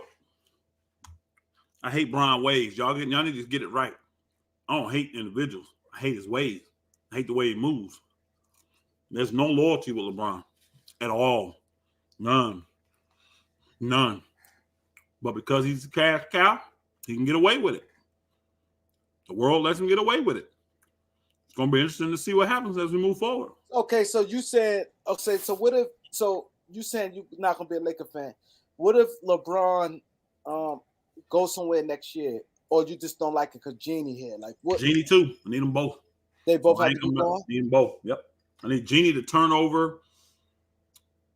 She ain't gonna stop being the financial person, which I don't even want her to. Let them young bus boys run it because they got that fire. They got that passion. They young whips. They really are. Even though they're in their third, they get it. You can tell they get it. Let them do it. Let them do it. You too old. You old as shit. Old as shit out here being a girlfriend. Sit your old ass down, Jeannie. God dang. Sit down. Let the men do what men do. Let them do it. You handle the finances because you've been good at that, and people pay women money. Let's just keep it a buck. Let's just keep it a buck. I understand how business work. Let them young bus boys run the Lakers. Yeah, I told Herm I or whoever, I told y'all, give them 3 years. Give them 3 full years. 3 full years. Lakers will be right back, ready to start a new dynasty. Because I'm telling you, y'all have no idea behind the scenes how many guys in the league can't wait till LeBron retires. They can't wait. And a lot of these dudes want to be in LA. They want to be in LA and they want to be on the Lakers, not the Clippers. They want to be a Laker. Damn, back to back. Hold up, man. These guys is coming heavy. Got King my boy David. King David. King David said, hey, appreciate the support, brother. He said, Bron deserves most of the blame, Elder. I agree with that, but Ham's adjust hasn't been working either. He seems better fitted for a younger squad, more of a developmental coach. Now, I get what you're saying. I get what you're thinking, but I don't agree with that because he's been hamstrung. I don't know why. Like all the other teams, people will bring up the injuries. Ham's dealt with ridiculous injuries this year. So if the Lakers don't have depth, that's the crutch of your team. His depth has been totally decimated all year. And even with that depth being jacked up, he was 14-9 until the players quit on him. And they quit because LeBron got what he wanted. It's just a fact. Can anybody explain to me why the Lakers played so well the first part, especially in all of those midseason tournament games? There were other games at the beginning of the year that we were disgusted at. But the midseason tournament games, all of those games, we were happy. Because we went in and beat everybody here. 7-0, y'all. 7-0. So, no, Darvin is a good coach. But again, when you get if you're in a position of power but have no power, see, most of y'all ain't never even been in no position of power. And you definitely ain't been in a position of power where your power has been stripped from you and you just a mannequin out there trying to do a job, but you can't make decisions. There is a reason that old boy ain't playing. Because I'm going to ask y'all this. Let's just say Darvin Ham has played. Y'all saying his rotation's bad. The young brother that said his rotations is bad. I would ask you, pick a game and then show me who you would have rotated.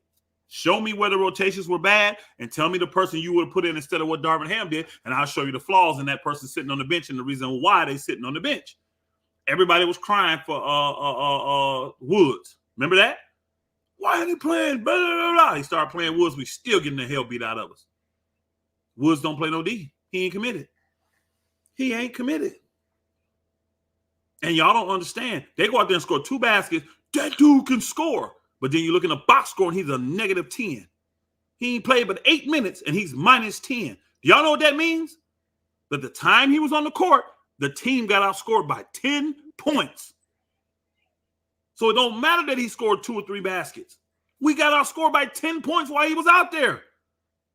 That means defense sucks. Hey, you guys. Hey, Jonathan Neely. Appreciate you, man, with the super chat. He said, hey, you guys. Heard the rumors that Miami Heat are scouting Bronny James to draft him this summer. I didn't hear those rumors. Yeah, I didn't hear that either. And if that is, that's a play to get LeBron to come back. Oh, boys made it clear that he'd take LeBron back. The thing is this, though. They can control LeBron. Why wouldn't you want LeBron back? Why wouldn't you want that money? Think about it. Lakers piss LeBron off. This is genius. Lakers pissing LeBron off. He ain't getting what he want. And then the Miami Heat draft his son. You don't think that's a big lure for LeBron to come back? Now Miami gets all the movie rights, book rights, documentary rights. He does it in a Heat jersey, not a Laker jersey. Think about Miami. They're in championship contention no matter who they draft. It's worth the pick. They'll probably use a first-round pick on that dude to take that chance. They would. Then when they realize it ain't going to work, they'll trade him or cut him. You know, it's crazy. They talk about that. They said, here it is a guy who not even playing good in college at all. Nobody would even talk about him. He's a Bron's son, and he will still get drafted. The man had his best game in college the other day. Now, the season almost over. We're in January, y'all. He had his best game. I know he came late, but he had his best game in college. He scored 15 points. And that was a blowout, a weak team. Yeah, 15 points, y'all. And we getting excited about that? No, we're not, because nobody's talking about it. The only person talking about it is LeBron James. Yeah, now, do I think Bronny James is a good player? I do. I actually think Bronny James is a good player, y'all. I think he's a good player. Do you have a chance to pick the NBA? Yes. I think he could be a pro.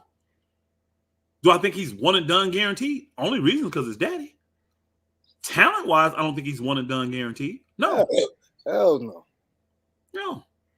But because of who his daddy is, once that name goes in the draft, some team is going to say, you know what, man, bump it. Why would OKC not do it? They got 4 picks every draft for the next 4 or 5 drafts. I think they starting to believe they probably wouldn't. Shea probably wouldn't. I think they had type team. They'd be like, man, fuck that. They think they probably can do some special at it is. I really believe they got that. Now I think Oklahoma City is extremely happy that Detroit turned them down when they offered them Shea and those 2 picks to get Cade Cunningham. They're very happy the way this turned out because their mistake got covered up, and now they rolling. And honestly, to me, you put Lauri Markkanen on that team. Oh my God! And I think they're gonna get him unless a team trumps it. Kareem. They got a deal right on the table. Davis Bertans and 3 first-round picks for Lauri Markkanen. They make that 4 first-round picks, Danny Ainge is all over. And this is the thing. Why wouldn't you do it? You got 18 first-round picks in the next 4 years. 17. They got 17 picks. I want to say the next 4 or 5 years, y'all. Do the math. He signed a 5-year deal. It's about Grant. It's about Jeremy Grant. Jeremy Grant signed a 5-year deal. Okay, cool. So you got him locked up. That's perfect for Sacramento. You got him locked in with your boys. You got him locked in. My thing. No, Grant, you get Grant cheap because they want to get. That's why they was mad at Dame. People don't know. I had got the inside. They wouldn't have paid him if Dame was. They would never gave him that money. Dame, soon he got paid. Dame said that. So they want to clear cap space. They not winning with that. Now I gotta go to this, Kareem. I gotta go to this because people won't talk about this stuff. Dame Dollar knew that, y'all. Dame Dollar knew that. As soon as they decided to keep that pick and not trade it, Dame knew he was leaving. Yeah, he didn't say he was leaving. They're not gonna add nothing to me. I ain't gonna say a word though. Why? I need my guy to get paid. And as soon as he got paid, Dame said, I'm out. Now, this is why I respect a guy like Dame Lillard and don't have 2 thoughts for a nigga like Kevin Durant. Because when it came time to Kyrie getting paid, what did Kevin Durant do? Sell that nigga under the river. They're all chasing, trying to be LeBron. That's what they're doing. They all want to be LeBron James. I honestly think that's what done jacked up Kawhi Leonard. Chasing this ghost. Y'all niggas have won. You've won 2 chips, Kawhi. You on this nigga level. Oh, why you want to be the king? Why you see what I'm saying? Why? Kurt, this is why I got respect for Kurt. Kurt just silently go about doing his business, bro. Where everybody talking, doing all that crazy stuff, I'm just out here winning. I'm out here leading my team by example. I'm showing them what I desire the most. And they can follow if they want. You see what I'm saying? Man, come on, bro.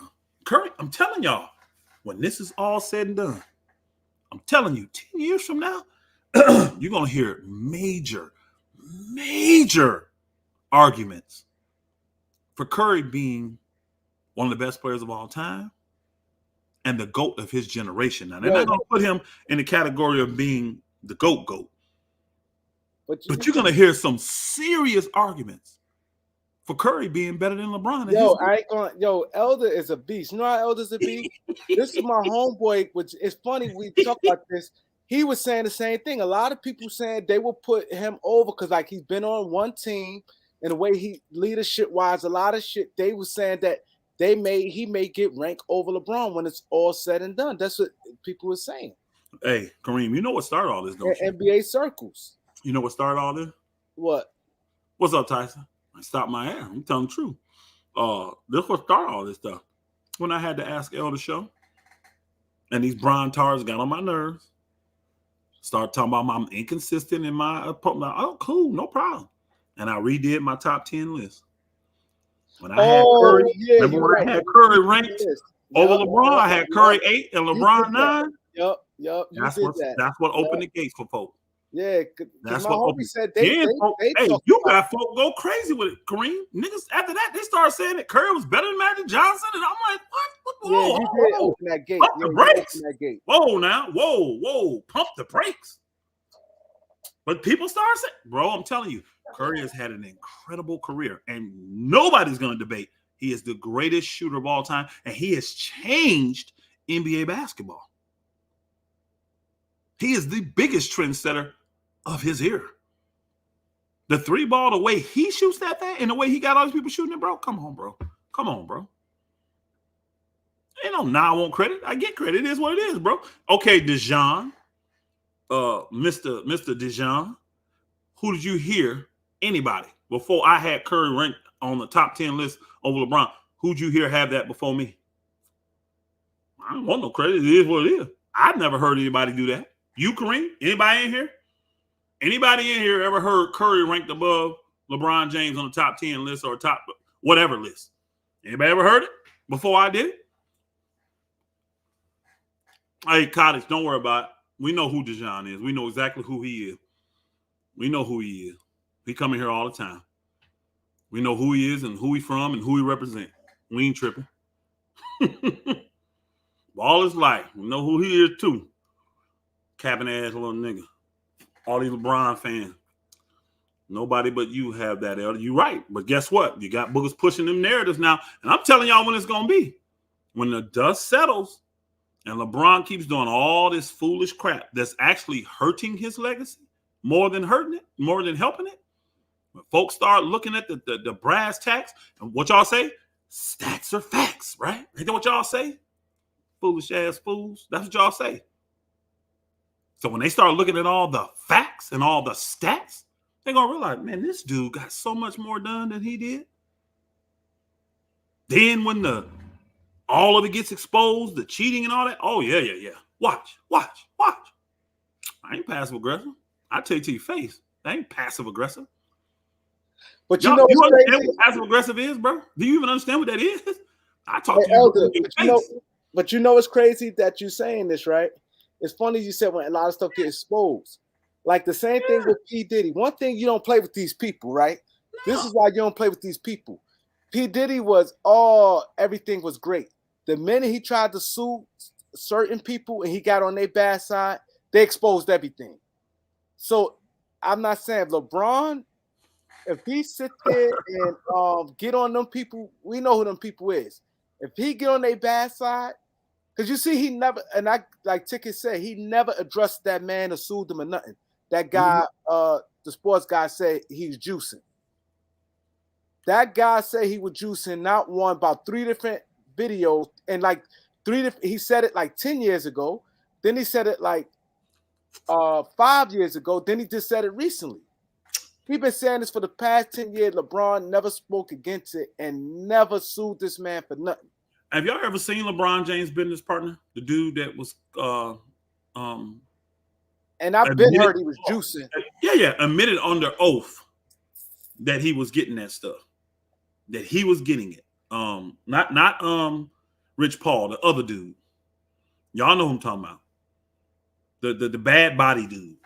They ain't never been in shape, just chilling. Which I ain't messing with his body. I'm saying that because he claimed he got it for weight loss. Well, show us where your body changed, bro. If you start doing it and taking it and getting it all these times, show us where the transformation, where you went from being, having a dad bod, they would call it a dad bod, to being cut up, to being in shape. When did it happen? When did it happen? Maverick Carter. There you go, Maverick Carter. See, he testified under oath that he bought the stuff. Then he said, though, I bought it so it would help me with my weight. Man, stop, bro. Y'all can keep believing the foolishness you want. If I got a dude that I'm in business with and he's in my inner circle, and all the speculation is around me, and somebody in my inner circle is going out there, like all the speculation around me smoking weed. Nobody can prove it, though. But then you got somebody in my inner circle caught on tape and given a jury testimony that he go buy weed. Y'all don't think he buying it for me? Why we gotta be dumb? Why we gotta be stupid? And Maverick's not even an athlete. He never been like overweight. Correct, that's why I said. He never had. You look at his body. He looked the same the whole time. Bro, he's had that dad bod forever. And still got it. My ticket, man, stop. And still got it. But the crazy part about it, LeBron could have been went at that dude and sued him. It clearly. This dude's been speaking for years, and every so much years he come back out saying it. And it's been the same thing like the Puff Daddy thing. The same way. Hey, look, saying this stuff about Puff Daddy, but it went on deaf ears until he got pissed them people off. When he pissed them people off, the higher power, that's when things straight. That's the kind of loyalty LeBron won right there. You go down for me, your wife go down for me. Because here's the thing. In his eyes, you're not who you are without me. So I deserve that. I deserve you to have a record. I deserve you and your wife to have this scrutiny on you, this embarrassment on your family. You do that because I've made you who you are. He said Tiger Woods didn't sue him. Everybody said Tiger Woods was juicing. Yeah, he was. Been saying Tiger Woods was juicing. Man, everybody knew Tiger Woods. Everybody knew Tiger Woods was juicing. Bro, come on, bro. That's why he ain't suing. Why would a golfer juice? Yep, he just showed you why. And when he got off, look at it. I mean, it just, brother, again, I don't have to have proof. I don't have to have proof. The proof is you doing things that can never be done by the human body. That's the proof. Oh, you special. He made you out of a different mold. Yeah, you're right. Okay, cool. Yeah, the cheating mode is what he made you out of. Yeah, that's the mode he made you out of. But again, at the end of the day, watch how it is. Y'all, hopefully, some of you young folks, some of y'all young, y'all be around. And y'all will see, man, I remember some old dude used to get on my nerves. He was talking this shit. Wow, this shit happening. Watch. You gonna see. See, when you can't control the narrative, now what? See, he can control the narrative now because everybody wants to get paid from him. Everybody wants to get paid. I'm going to keep it a buck, y'all. Now, if we didn't have the social media and all that back then, but folk would not dare speak about Michael Jordan. Bookers on other teams was afraid to say something crazy about Michael Jordan, thinking that their team would fire them and nobody else in the league would hire them. So I understand the power that the best player in the league can have, the face of the league can have. I understand it. I do. I just think the father Jordan didn't do it like that. He didn't wield that power the way that LeBron does. Because you don't got no history of Jordan just trading away all his players. Man, you give me Bill Weddington, guess what? I'm going to win with Bill Weddington. You give me old ass Bill Cartwright, guess what? I'm just going to go win with that dude. I'm going to get him to use 5 fouls a game. I'm going to get him to get me 8 points and 6 rebounds and a block. That's all I need out of him. Now, let me go to the player number 10 and tell him what I need. I still want to know. People say this dude elevates everybody. Who game did LeBron elevate? Somebody tell me who LeBron James made them better. Who got there and he clearly became a much better player because LeBron James was on his team. LeBron extended his career or something like that. See, I can look at like what Magic did. Oh, he extended Kareem Abdul-Jabbar's career. He allowed him to play longer. Who did he do that for? Man, please. Oh, Scotty. Okay. I thought somebody said, man, I'm still waiting. I'm looking. Somebody said Timothy Moskoff. Oh, they can report all they want. Them bookers do it anyways. That's how the LeBron James. He said Booby Gibson. Oh my God, a guy that was out the league as soon as he got. I said Booby Gibson. oh, that's laughable. Nah, he hurt Booby. He was one Booby a high draft pick. He still would be considered a bust today. Now, Robert Socrates played with Kobe. Remember, not LeBron. I'm really asking though. Don't tell me Kyrie. The nigga's number one. Kyrie and AD the number one players pick, y'all. Are you serious? Are you serious? Now I will say this. I gotta keep a buck. LeBron James did get Tristan Thompson. What's the other dude named Kareem? 6 man of the year dude. Playing golf in college. J.R. Smith. He got them. Remember that group of dudes? He did get them dudes paid. He did. I give him credit for that. It was like him, Smith. Boy, it was a third person too. Was it the guy that came from the Knicks? The other dude, the defender, the wing defender, Lamar Shumpert, because he got paid too, right? Not big.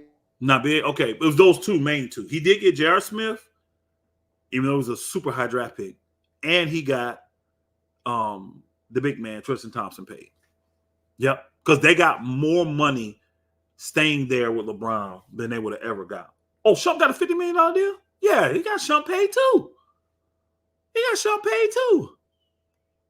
No, he didn't get Richard Jefferson. Richard Jefferson was like top 5 pick, y'all. What are you talking about? Stop. Come on, y'all. Chalmers, are you serious? Some of these names, y'all. Some of these names, yeah. So if he made KCP a better player, why the hell KCP ended up he traded KCP then? Why did he trade him? For Russ. And now KCP winning championships on other teams. LeBron did that for him? Man, stop. This thing said Trevor Ariza. I think some of y'all just want to laugh out of me. I get it. The fact of the matter is you can't really name one player.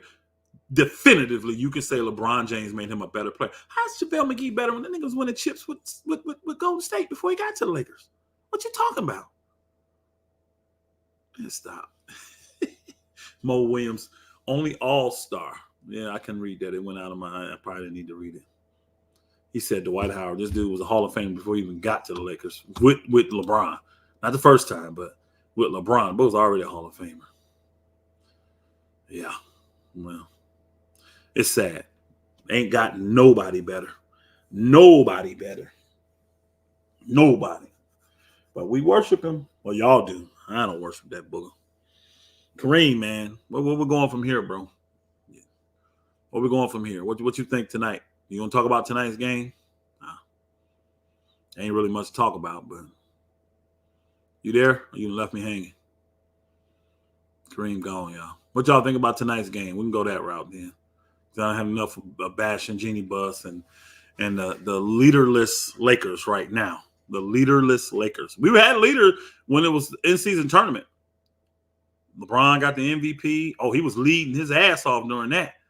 And it wasn't for the $500,000, y'all, because it was a billionaire need with $500,000.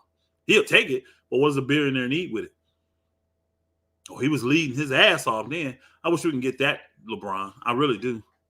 Wish we can get that LeBron. Yeah. Watch tonight, y'all, when the Clippers embarrass their ass. Clippers going to embarrass us tonight, y'all. Y'all know if it's any team out there that wants to embarrass the Lakers, it's the Clippers. It's the Clippers. It's going to get ugly tonight. Bro, I'm always capping when I'm talking about LeBron. And in your eyes, Tyson, is you one of the biggest dick riders of that fool. Yeah. You want a big. Hey, again, I already know how y'all feel. So y'all ain't telling me nothing I don't already know. I ain't surprised by y'all responses, y'all LeBron lovers. I want to know what y'all feel about tonight's game. Tonight's game, man, it's going to be, he said Russ going for 35. So who you think going to win tonight? Oh, Clippers by 20. Now, my thing is this. I think the Lakers may upset them. What does I think the Lakers may beat them what tonight. does Vegas know we don't? Because it's only a 3.5 point spread. Yeah, I think That don't make no sense. For the Clippers, hold on. Think about this, y'all. Hold on, real quick, y'all. Let's get off the LeBron stuff. Let's think about this though, really from a sporting perspective, because this gambling has become majorly entwined in basketball. Think about this, y'all. The Clippers are the hottest team in the NBA. Hottest. Number 2 in shooting since the what do you call it, in-season tournament. The Lakers are one of the worst teams next to the Pistons in the NBA. They're ranked 28th. 28th, y'all, since the what's the name. And the Clippers are only favored by 3. Now, home game for the Lakers. Come on now. Y'all get that. That ain't no, it's the same. Yeah, they're playing the same buildings. Same arena. There's no big, nobody gets an advantage there. How in the world are the Clippers only favored by 3? The last game, now, hold on, y'all. The Lakers let Marcus Smart, a non-shooting guard, hit 8 3-pointers. Not many threes he had to take to hit 8. How does he even get that many threes? Think about this. And then we're talking about the best shooting team in the NBA. And how many games the Clippers won in a row? 5, 6, 7, 8? Yeah, but they won like they lost and then came back winning again. The Clippers are like, and then they're not just beating teams, bro. They're destroying teams. They're not having real close games. They're blowing teams out. Why is Vegas saying 3 points? Why would they do that? People in the chat, is Kawhi playing tonight? Yeah, they're playing. Yes. All of them? They don't got nobody in the injury report? No. That's shocking. And they both well rested. They both ain't played the other day. Kareem, it don't make sense for the thing I think it's 3.5, maybe. But I don't get that line. That is something up. It's something they know that we don't know. Because that line don't make no sense. The hottest team in the league going against the worst team in the league. Even if you think that team's going to turn around and play well, why would you think that team can win? Why would you think that team can win? And the Clippers are essentially a de facto home game. Now, 72%. Thomas, what up, bro? 72% of the picks got the Clippers winning. 72%. But Tyson Thomas said never a D-Rider salute. Okay. Yeah, I saw it. What up, bro? Now, the line then went up. Now it's minus 6.5. Now it's minus 6.5. But earlier today, it was 3.5, y'all. It was 3.5. I was like, really? Well, what we got going on here? Clippers done won the last 5 at least. 1, 2, 3, 4, 5. Because I can see that. I'm finna pull up their full schedule. They done won 1, 2, 3, 4, 5, 6, 7. Okay, 8, 9, 10, 11, 12, 13, 14, 15, 16. They are 14 and 2 in the last 16 games, y'all. 14 and 2? 14 and 2. They got blown out for some odd reason by Oklahoma City. I don't think Kawhi played. Hold on. Let me check. Kawhi played that game. He did? I think that's his last game he played. Hold on. Recap. I just can't. I got to look and see for myself. Because I can't imagine them with Kawhi. No, he did not play that game, Kareem. He didn't? No. Kawhi didn't play. That's why they got blown out. Okay. So they got blown out that game. And I think it's the 2 games he didn't play, they lost. But every game he's played, they won. And let's see. They lost to Boston. Got thrashed. See, they got blown out 2 games in a row. Did Kawhi play that game against Boston? No, I don't think so. 145, 108. They got thrashed by Boston. People in the chat, did Kawhi play the game against Boston? I'm pulling up the box score. I don't. Nope. Kawhi Leonard is not on the thing. He did not play in Boston against Boston. Damn, so all 14 games he played. The 14 out of 16 games he played, they won. The 2 games he didn't, they got blown out. So unless Kawhi Leonard not playing tonight, and we don't know it, that's the only chance Lakers got. Maybe that's why it is what it is. I think Braun gonna have a good game today, though. It don't matter. He does. He'll put the stats up. They're gonna get their ass blown out though. What difference do it make? What I think difference do it AD. make? I think AD and Braun gonna have big games. Hey, Kareem, has not AD and LeBron been having big games for the last 3 weeks? Last 4 weeks? They've been playing well. Go look at their stats. Braun had that one bad game against somebody. Pelicans, was it maybe, or somebody? I can't remember who it was. He had one bad game against somebody. Everything else been decent. The Bookers can't win, though. They can't win. 4 straight losses. We had 4 losses, a win, a loss, a win, 4 straight losses. Man, that's sad, bro. So that's what? 8 out of 12? Or 10 out of 12 we've lost? 11. Yeah. We 2-11. 2-9. 2-9. 2-9 in our last 11 games. 3-12 in our last 12 games. Or 3-9 in our last 12 games. That still sucks. Because one of them wins was against the Spurs. Now, Thunder was a good win. Because they were fully, well, no, I was going to say fully healthy, but old boy didn't play. Remember? Williams. No, he played. Giddey. And everybody was tripping on when I said, y'all see how important Giddey is. Oh, he sucked, blah, blah. Giddey came back and they ain't lost since. They ain't lost since he been back.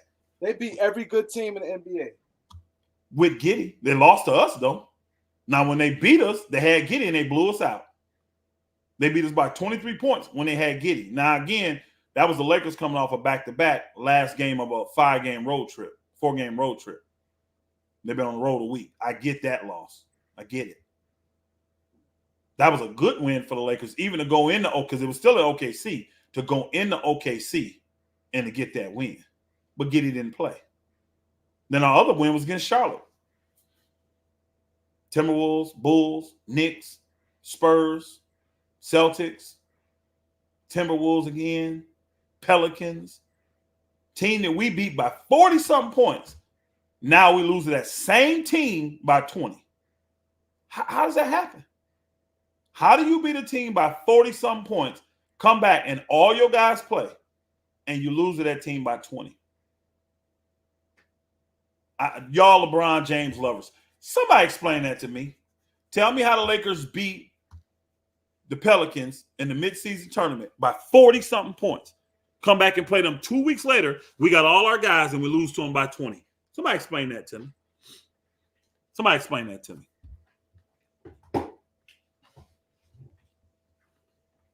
All teams show up when they play the Lakers. Lakers know that. That's just part of being a Laker. You getting 82 playoff games, bro. You're going to get the best from every team. But as a Laker, you know that. So it just takes just take it up. He said LeBron was sick. Oh, my God. That was the game that LeBron was sick, bro. Sorry. Good question. Yes, Dijon, I would say yes. The Clippers are a super team. From what the definition of what these people say, I would say that they are a super team. What you think, Kareem? Yeah. I mean, they got four Hall of Famers in their prime. Agree. Because all these that people Russ in his prime. Why not? The only thing the only difference that can cause soup, they not like really at their prime. Like Russ is like passes like and Harden like passes prime, but you still could say they're a super team. I don't agree with that, Kareem. I don't agree with those statements you just made. I think Harden Russ don't get the if any of them is Russ, but I don't think he get the opportunity. But boy led the league in assists last year, was an all-star. Yeah, but I'm saying past his prime age, like I don't I'm think not so. saying he not putting up numbers, but I'm saying your prime years. That's the case you could still say LeBron in his prime. Was Jordan in his? I think he is the way he's scoring and playing. Yeah, but the prime they consider like your years. What year? Producing. Your prime is the years that you produce the most. These niggas are still producing the most. He just don't get the opportunity because he ain't running the show by himself like he was in them other places. But you lead the league in assists and make an all-star team, that's prime action there to me.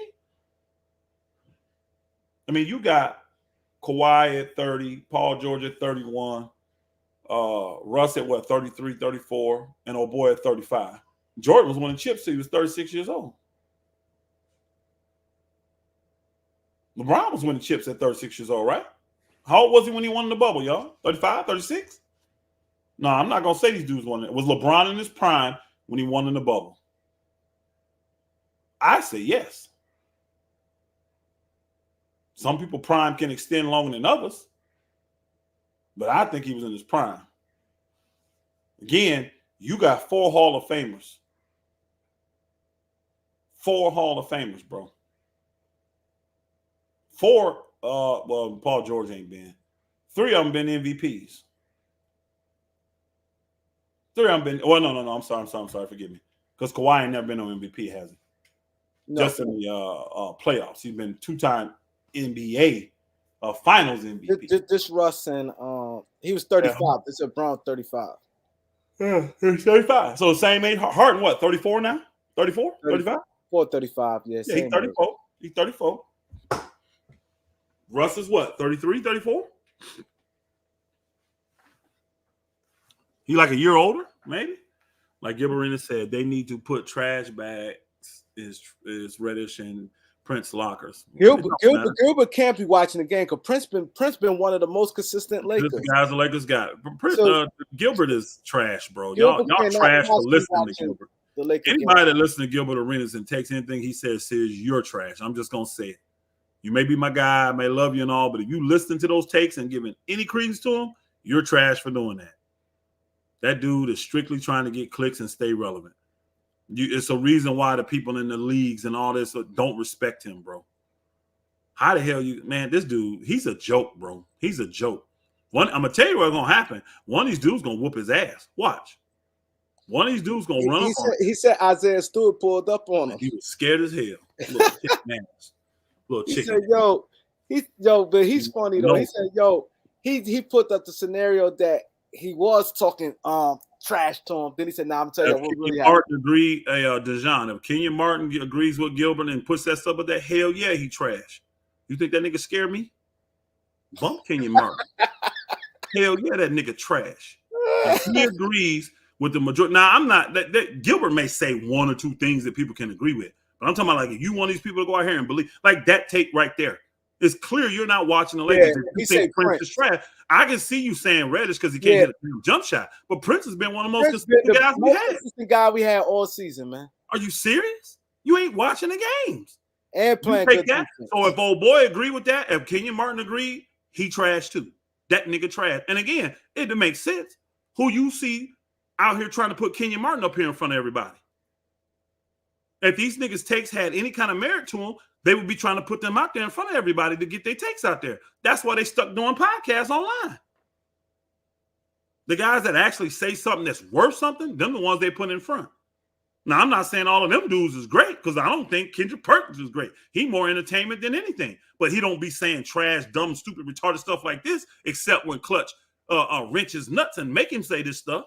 Because I can tell when Clutch is making him talk, the big clown that he is. Yeah, Curry 35 too. Yeah, Curry 35. He in his prime. Getting it done. But yeah, if Kenyon Martin agrees with that nigga all the time, you trash too, Kenyon. Shit.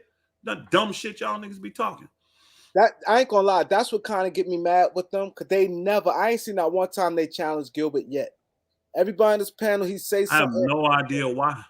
They don't like he got the hottest part. He don't. The only reason people even talk about it because he says outlandish, over the top, unbelievable. Like, did this dude actually play in the NBA? That's what people say. It's like they're not laughing with you, bro. They're laughing at your ass. How do you not see this? But he probably don't care. People do what they do for clicks and push their brand or whatever case may be. See, I'm gonna tell y'all one of the main reasons why the mainstream will never pick this dude up. He bashes the people that paid the way for him. How the hell you gonna bash the folk that paid the way for you in the NBA? They gave you the opportunity to make the money that you make and call them boogers trash and all that. You know, he smashed the 90s. He smashed any other old era. He done picked up on some of these dumbass people that don't even play basketball online, saying the dumb takes that they take. And you out here bashing the ones that paved the way for you. While the NBA still has great relationships with all these people. Still need all these people to keep the what's the name going in the NBA. But you want to smash and bash them? How the hell you gonna show up in an arena? You're gonna have some old NBA dude ready to knock your dumb ass out because you can't fight. It's clear you can't fight. He said he can't fight. He You said know he that. can't. He All said, you can yo, do is pull that gun, and I promise you, he ain't quicker than me. I promise you, he he ain't. said because Up Y'all said that Prince scored 0 points. Why That's talk why all? Why he talk said all Prince this? scored 0 points. That's why Gilbert said he needed to I do don't care. in the People, I trash. guarantee we got games where Gilbert was bad. We got games where I'll go find Gilbert's worst game. So what? The man scored 0 points. It happens. How many shots he probably took? 4? Probably 7, 8, something like that, max. I guarantee I got a game where Gilbert took 10, 15, 12 shots and he scored 2 or 4 points. Guarantee it. Man, shut your. This is how stupid Gilbert Arenas is. This man got on here and made that statement about what's his name? That because he's only averaging 7 points, he trash. Get rid of him. He ain't part of your future. Was it doing in Detroit? He was talking about the Thomas boy. Oh yeah. Remember he said, he only averaged like 7.9. That. Oh, he can't get part of your future. This dude done played like 20 NBA games at the time. And because he's averaging 7.9, oh, he's too high of a pick. Yeah, blah, blah, blah. He trash, blah, blah, blah, blah. Gilbert Arenas averaged the same amount of points, y'all, as a rookie. But not only that, he averaged the same amount of points as a rookie, y'all. Asad Thompson, he was one of the top people in steals, one of the best defenders in the league. Everything numbers. I don't even need to give his credentials. He averaged 9 rebounds as a rookie. Kareem, we don't even have to give his credentials. The man cooked himself. When you sit here and say that this man don't deserve to be part of your future, you need to get rid of him. He's trash just because he's only averaging 7 point something a game as a rookie. At 20 games. You did. Because don't forget, you thought you was finna get drafted in the lottery. You thought you were a lottery pick. Probably because your ass probably flunked the education test part of it. They probably saw your ass as a dumbass. Like, man, hell no. We're not finna take chances, dude. Elder waiting for that Anthony Harris. I promise y'all, Gilbert Arenas punk ass don't want this smoke. He would never come. Yo, I would love to see that. I would pay for that. He say he be doing all this trolling stuff. He don't want that smoke with me. Yo, anybody know Gilbert? Tell Gilbert. Ticket be telling y'all. He got all these connections. These dudes in the league know who I am. They know me. They hear my takes. They know I understand basketball. I call it like it is. Gilbert, he may have an ulterior motive why he's saying this dumbass shit he's saying. But think about that, though, y'all. The man said as a rookie, if you're only averaging 7 points a game, right? If you're only averaging 7 points a game, you're not worthy to be part of that team and you need to move on. He averaged 7 points a game as a rookie. But the dude, everything else numbers jumped out. His assists, his rebounding, still everything. Field goal, everything. Hold on, Kareem. I'm asking the super chat. Jamal, appreciate you in the super chat, my brother. Jamal, he said Suns or Lakers bigger fail if they miss the playoffs. I personally would have to say the Suns just because they did the big 3 thing. You know, they sold out and brought in the 3 max players and went that route and didn't get it done. So they both gonna be a disappointment in my personal opinion. But I think that honestly, I think I'm with Kareem. I think the Suns are probably still gonna make the playoffs, honestly, because they've been holding water with. I mean, they ain't had the full team. What, 1 game? Maybe one game. Yeah. So I think the Suns, because Kareem said something on Tickets or somebody channel one time, and Ticket went crazy. But I'm like, bro, you need to calm down. What he said is not freaking far fetched. These dudes are actually above 500, and they ain't been healthy at all. And we don't believe they're gonna be healthy. But these bookers are still above 500. Shit, you stay above 500 in the West, you probably gonna still make the play-in. I ain't ducking nobody. That nigga know where I'm at. I ain't ducking him. And somebody go on his channel. Whoever got some contact, tell Gil to come. Gil would never come over here. He said FYF Gil versus Gil got to come over here. I don't deal with the scumbags. I'm not going over there. He got to come over here. Tell Gil to come over here. No, I don't deal with the scums of the earth. They know where I'm at, though. It ain't like I'm hiding. I'm on all these channels, except the scums. If you're a scumbag, I'm not on your channel. Hell no. Hell no. So, no, I ain't going to a scumbag's channel to do nothing with nobody. But, I mean, you got Kareem's, you got Lakers in 5, you got Tickets, you got Showtimes. I mean, damn, how many channels I got to be on for you to find me? How many channels I got to be on for you to find me? Do I got to roll up? Is that what I got to do? Yo, tell Gil to come over here, man. Tell Gil to come over here. We can set a No, I'm date not and being, time. hey, AJ, I'm not being nasty. I'm just, people think they say the dumbest stuff. You ducking so and so. Nigga, I'm on multiple channels. These people y'all talking about, they stay in their hometown. But the two people you talking about on here, both them niggas scumbags. And they know they are. And they know how I feel about them. So I'm not going on their channels. Let them scumbags do what they do. Now, if anybody else that go to their channels want me, come to Kareem's. Come to Showtime's. Come to Tickets. Come to Lakers in 5. Who else channel I'll be on? Come to Greenleafs. I'm on so many different channels. And you know I am. So how the hell I'm ducking somebody? All them is can kiss my ass. And they know they can.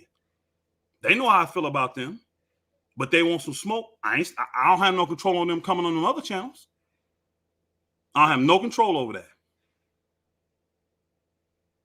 So they really want it? Show up.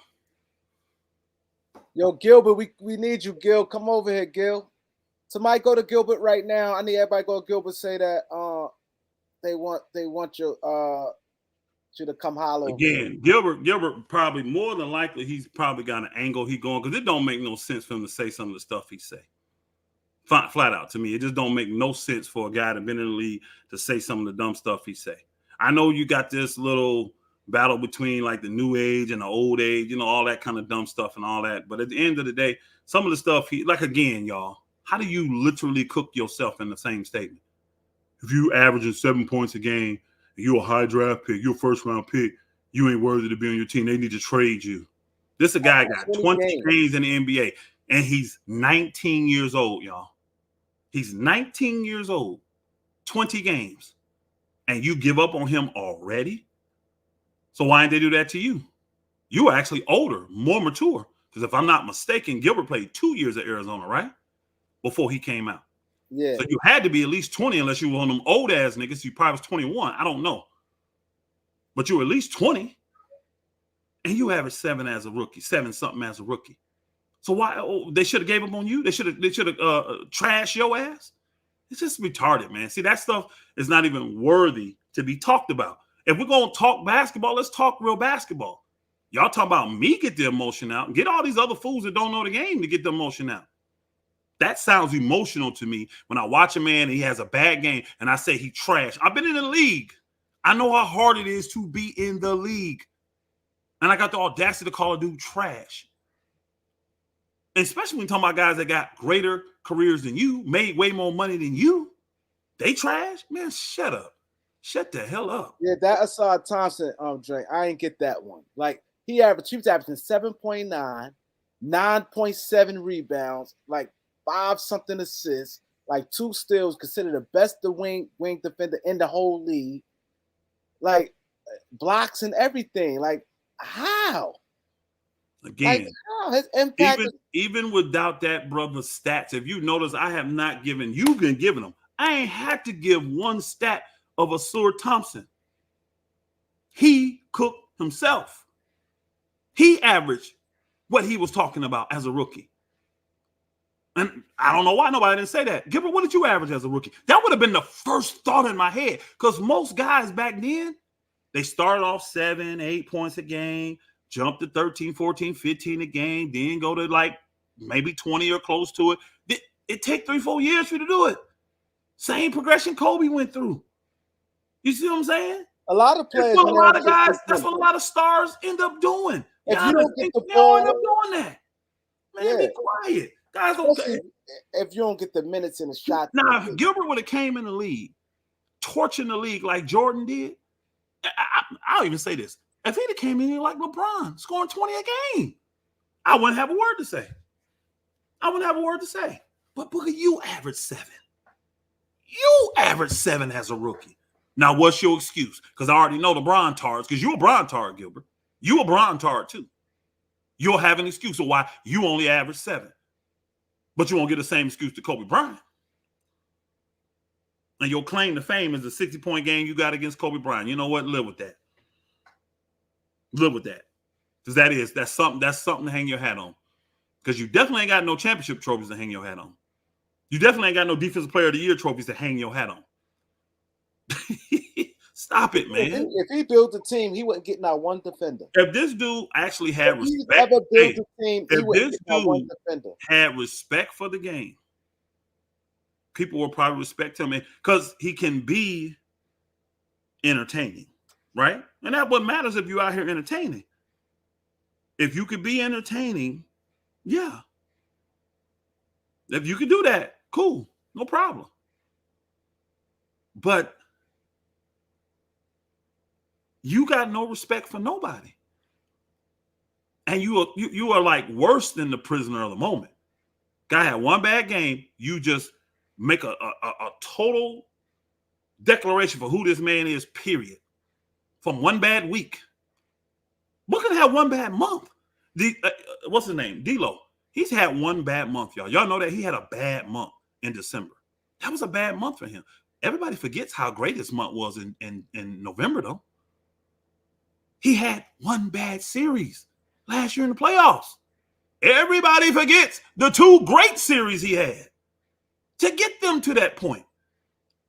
This is why I can't talk to folks. We can't have a real conversation when you're going to exclude the good just to highlight the bad to make your point, which you don't have a point.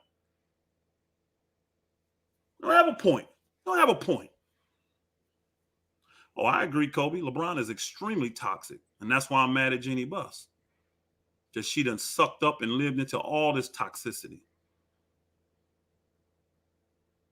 Gilbert averaged 10.9 as a rookie. Great. Hallelujah. He better be glad they didn't give up on him. And most of that came at the end of the season. We already know. And they already was like you losing. Already know. He was irrelevant. He was irrelevant his rookie year. I guarantee you this.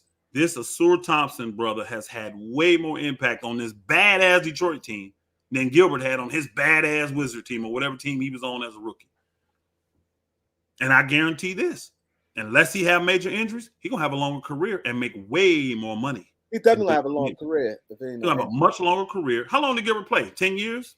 8 years? How long did he play? Yeah, he only played probably like 7 healthy years. Man, again, I'm talking about seasons he got paid. I don't care about the healthy. How many years did he get paid in the league? I'm going to look right now. I bet Asur Thompson gets paid more years than him and make way more money. And I go, oh, the money's different now. Well, hey, you can make it, you can make it. That's the thing. And Gilbert came in right when the money got good. He got good contracts. He made good money. And to sit here and shit on the guys that made that possible for you, bro, man, shut your dumb ass up. Shut your dumb ass up, bro. He only played 552 games. He played 11 years. And like the last 4 was like non-existent. Again, people don't understand this though. And this is to his credit. That used to be the goal. When you came to the league, that used to be the goal. But look at his 10 years. Get 10 years and you've done it. But so like hold on, Kareem. He would have been considered a successful NBA player by those standards back then, y'all. Because all you needed was the whole goal back then, just get to your 10th year. Get to your 10th year. So he got 11, he would be considered successful. So how the hell are you gonna shit on these dudes? But Joe, look at his last few years. His last 1, 2, 3, 4, 5, his last 6 years, he played 13 games, 2 games, 32, 21, 49, and 17. He averaged 4 points, 8 points, 17, 22. Time on. He averaged 4 points? Yeah, his last year. Oh, how many games did he play? Like 2 games or something? 17. He played how many minutes did he average a game? 12 and a half. Gilbert played 12 and a half minutes and only averaged 4 points? 4 points. Oh, he would say that's great. He would say that's cooking because you do it over 36, that's 12 points a game. And he averaged only 8 points with 22 minutes. And I know he'll talk about the injuries and all that kind of stuff. At the end of the day, man, again, this dude. That's what I'm saying. He's saying this, but he's saying on a horrible team. Thompson going to surpass him easy. He's on a horrible team. He only really had one. He played 2 years. He had like 2 or 3 good years, really good years, like when he was, scoring a lot and all that. I want to say he had 3 monster years. Yeah, he had 3. That was it. That's what you call a flash in the pan. He had 3 monster years. You call him a flash in the pan. 29 and 25. His first year in Washington, he averaged 19 and 6. He played only 55 games. Then he had 3 good years. He when he played 80, 80, and 72. After that, he ain't really his career probably looked more like when you think about it, but then when you look at it, you're like, damn. And the way he talks. A lot of y'all boogers love this basketball debate. It ain't really debating. People just swapping their thoughts and opinions around. It ain't really a debate. Debate is built with facts. That's what it's built with. But even the facts in something like athletics or entertainment don't tell the whole story. I done proved that like so many times to y'all. So it's kind of useless when someone says, I think LeBron is the best player and I think Jordan is the best player, or I think Kobe's the best player, or I think MJ. That's just your opinion, man. It's really not debatable. So what you do is you get on here and you try to be the biggest Chitlin Circuit comedian you can be to sway the chat room to vote in your favor. And you come with the same old stats that everybody already know. But I never forget, you play to win the game. See, we play to win. We don't play for stats. We'd sacrifice all the stats in the world to win the chip because that's why we were playing. This era, I don't believe in that. They believe in self-promotion. That's why most of these guys are losers. That's why most of these guys have to stack their teams to even compete. They can't pull a team out the ruck like Dirk Nowitzki did. They can't do that shit. They can't do that shit. They can't do what Kobe did. They can't do that. They can't do what these dudes did. Hell no. These dudes are losers, man. Stop. Stop. This AAU basketball now. AAU basketball. I ain't on front. I'd have way more respect for LeBron if he'd have just stayed in Cleveland and done it. Guess what? I actually was one of the few people that actually believe he would have eventually done it. Yeah, I think he definitely would want to chip if he stayed. I think they'd have got it either through the draft and developed somebody, or somebody would have decided, I want to win. I can win with this dude and came over there. Well, shoot, remember Paul George was coming. Remember Paul George was trying to come. If LeBron would have just been patient and let things play out, he would have been more successful than he is. By him feeling he got the win, and it's hard just trying to make a rational decision, trading and moving all these parts. If he would have just played the game the long way, he could have built more of a dynasty and been more. It would have been stronger. Anthony you can't Paris. build a team in 1 year, and every year he try to do it, and you can't.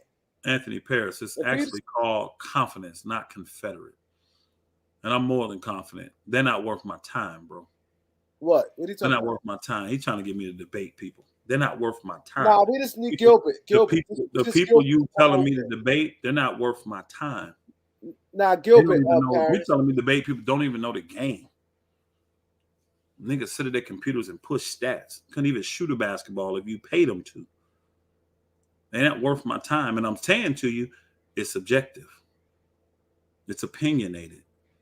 So if you get a panel with 500 or get a chat room with 500 people, but 400 of them love LeBron, guess what? If you like LeBron, you got the advantage already without any words being said. Without any words being said, you got it. And these places you asking me to go, guess what? They all love LeBron. All these channels you talking in here that you want me to go to, they all love LeBron. They do. They do. Most of them do. Again, he's y'all GOAT. He's been one of the best players in this era. I can't just flat out give him the best just because there's so many people that done what he did on his level. And guess what? They beat him. How the hell am I going to rank you over someone that's done exactly what you've done and beat you doing it? This is crazy. This is crazy. This is crazy. I'm going to rank a guy over you that played in the same era as you, played against you, was your rival, and you beat him 3 out of 4 times. And he on the same level as you, same accolades, and man, stop, man. Just because you got juiced up numbers. And I'm saying that properly. Yeah, Dreamers Pro. I mess with. I like his stuff. I think he does a real good job. Now, I don't think he's a great debater like live and Yeah, all I that. think he dropped the ball with Yeah, that. he's not a great debater, but I like his material. I really do. I like the stuff he do. I like the videos he put out. Yeah, I like Dreamers Pro. I don't know him personally. I think he's overseas or something. I don't No, know he him in personally. Minnesota. Oh, is he? I thought he was overseas or something. Nah, Okay. he in Minnesota. But thanks, Kobe 24. Appreciate you, bro. Yeah. Uh, but But yeah, the thing it's a lot of this time wasting stuff going on with these I so-called think debates. with Gilbert, I he could want to have did a talk better basketball. We job. can talk basketball. We ain't got to debate. Let's just talk basketball. And you tell me what you know, and I tell you what I know. And let's see where the facts lie in. Ain't got to be no debate because at the end of the day, it doesn't matter if I like a player more than you do. Doesn't make him just because you remember more stats than I may remember, or vice versa. Doesn't make that player greater. Doesn't make him greater. It doesn't. But I can deal with some facts. Like I'm not gonna say stupid shit like a guy that averages 7 points as a rookie on the worst team in the NBA is not worth keeping. He shouldn't be a part of your future when he's played 20 NBA games. Name me the player that can be judged after 20 NBA games. At 19 years old, y'all, not some 31-year-old coming in here already a grown ass man, a 19-year-old boy after 20 games need to be given up on. Man, give up on yourself, bro. Give up on your podcast. Because your style is going to play out real quick and real soon. It's going to get real tiring real soon. Watch. You got people listening now because your name on it. Watch. That type of stuff going to play out real fast. Yeah, because I ain't gonna lie. When I listen to like professional players, I want to hear real basketball. I don't want to hear. That's what frustrates me about Gilbert because I used to be a real big Gilbert supporter, and I think he was better before he. I think he was better before he had his like platform like this. He start now to start this doing a little too much, and I think he once he feel Last that night, he's not gonna be in the organization, he just say a lot of stuff, and I think that by him being in the locker room, NBA player, I think that it should be a little better as far as like some real stuff. He just talk off the wall stuff sometimes, man. He said LeBron tournament chip. I actually don't agree with that, bro. I'm not saying that LeBron didn't use that option because they didn't have a lot of y'all don't know this tournament been on the like table in the NBA for like what 15 years, Kareem? It's been a long time, y'all. They've been talking about this tournament thing for maybe 10 years, maybe 10. Yeah, I don't think no 15. It's been a long Kareem. It's been a long It's time. been a minute. They Now, it I ain't think just since pop up. whenever the guy came, when did Adam Silver came in? Because it was his thing. Yeah. Again, and Whenever Adam they Silver were came, stealing it from the success of soccer because soccer's been doing this, y'all. yeah, it's Adam Soccer's been Silver. doing this, and it's very successful for them. So that's where they got the mindset from. And again, when you putting out a weaker, inferior product, right, with less competition, you have to find things to entertain the people. Like to me, I think it's a farce for me to have to motivate millionaires to come make their millions of dollars. I see that's a contractual thing. The one dude said Darvin Ham ain't living to his contract. Yeah, he is because his contract is to coach the team. There's nothing in his contract says he got to win so many games. Now they may give him an incentive if he wins so many games or playoff rounds and stuff like that, which he won last year. People don't know that he got bonuses last year for making to the Western Conference Final. But this type of stuff, it's just your contract. It's your contract. You get played when you see a $82 million deal, right? That someone made $82 million a year. Guess what? They're getting $1 million a game. That's what your contract says. You're making $1 million a game. So why I gotta motivate you to come play regular season games? I gotta offer you extra money to be serious about what I'm already paying you to be serious about. But when you want to be entertained, y'all look right past that. Nope, let's do it. Mindless minions, man. That's what happens. I'm telling you. And there's literally with all the juicing and all this stuff, there's no competition anymore, y'all. I mean, I'm going to ask some of you, we got any women in here? How do you feel? Any women in here? Say ah. Any women in here? How do you feel when these women go out here and, when nature starts to do what it does, instead of just going to the gym or taking care of themselves, not doing the stuff that make your stuff sag and do all that, just doing it. Instead, let's just do the cheap route. Let's just get cut and poke up my boobies and make my butt look bigger than what it's ever been, so that I can attract some idiots. Let's put the fake, let's inject the lips. Let's do all of that. Whatever it takes to get the man that I ain't going to be able to keep. Because to my knowledge, man, I don't want to turn this into no life show. All I'm saying is this. I want to know, because I got to ask women, because men, to my knowledge, men ain't doing this. How do you feel when you look at this woman and know that 80% of what you're looking at is fake, it's plastic, it's injected? But you got to go out there and compete against that. And then deal with the trauma and the issues and the toxicity that comes from dealing with them. They done ran through all the good brothers, and now they don't trust nobody. And you a decent sister, and you can't get a real look just because you ain't got no BBL. Just because you ain't walking around here with some inflated 40 Ds, double Ds. You got natural lips. Man, it's just ridiculous. I'm always going to deal with that, man. Always. Kareem gets Steve so Elder can bake his ass. I don't know who Steve is. He thought Stephen A. Smith. But it's more so Gilbert, because Stephen A. ain't not going to come. Gilbert say he be destroying these. My thing was with Gilbert, it just, Gilbert said these YouTubers try to challenge him. He said, I come down and destroy them. But what's the name they had? And then he start Dreamers tucked his tail, because he talked strong. Look at what platform were they on, though? It was on Lamar channel. Thank you. But he still should have. Thank you. I watched it. He still should have. I understand. I watched it too. I watched some of it. Yeah. He kind of again. I don't think that it's kind of like you, Kareem. That's not your thing. You know, that's not my thing. Debate. That's not your thing. I make it clear. Again, it's. And I don't know the format. Did Dreamers come on there knowing that this was going? Like, I'm gonna go in here and talk with Gil? No, he didn't know what happened. Gil just popped up, right? Yeah, Gil. It was Dreamer and well, Gil pop up. We here. Gil and Lamar were just having a conversation. I do better off the cuff. I ain't never wrote nothing down ever. And see, so the thing is, he tucked his tail because, like, I've been teaching the game for 40 years, bro.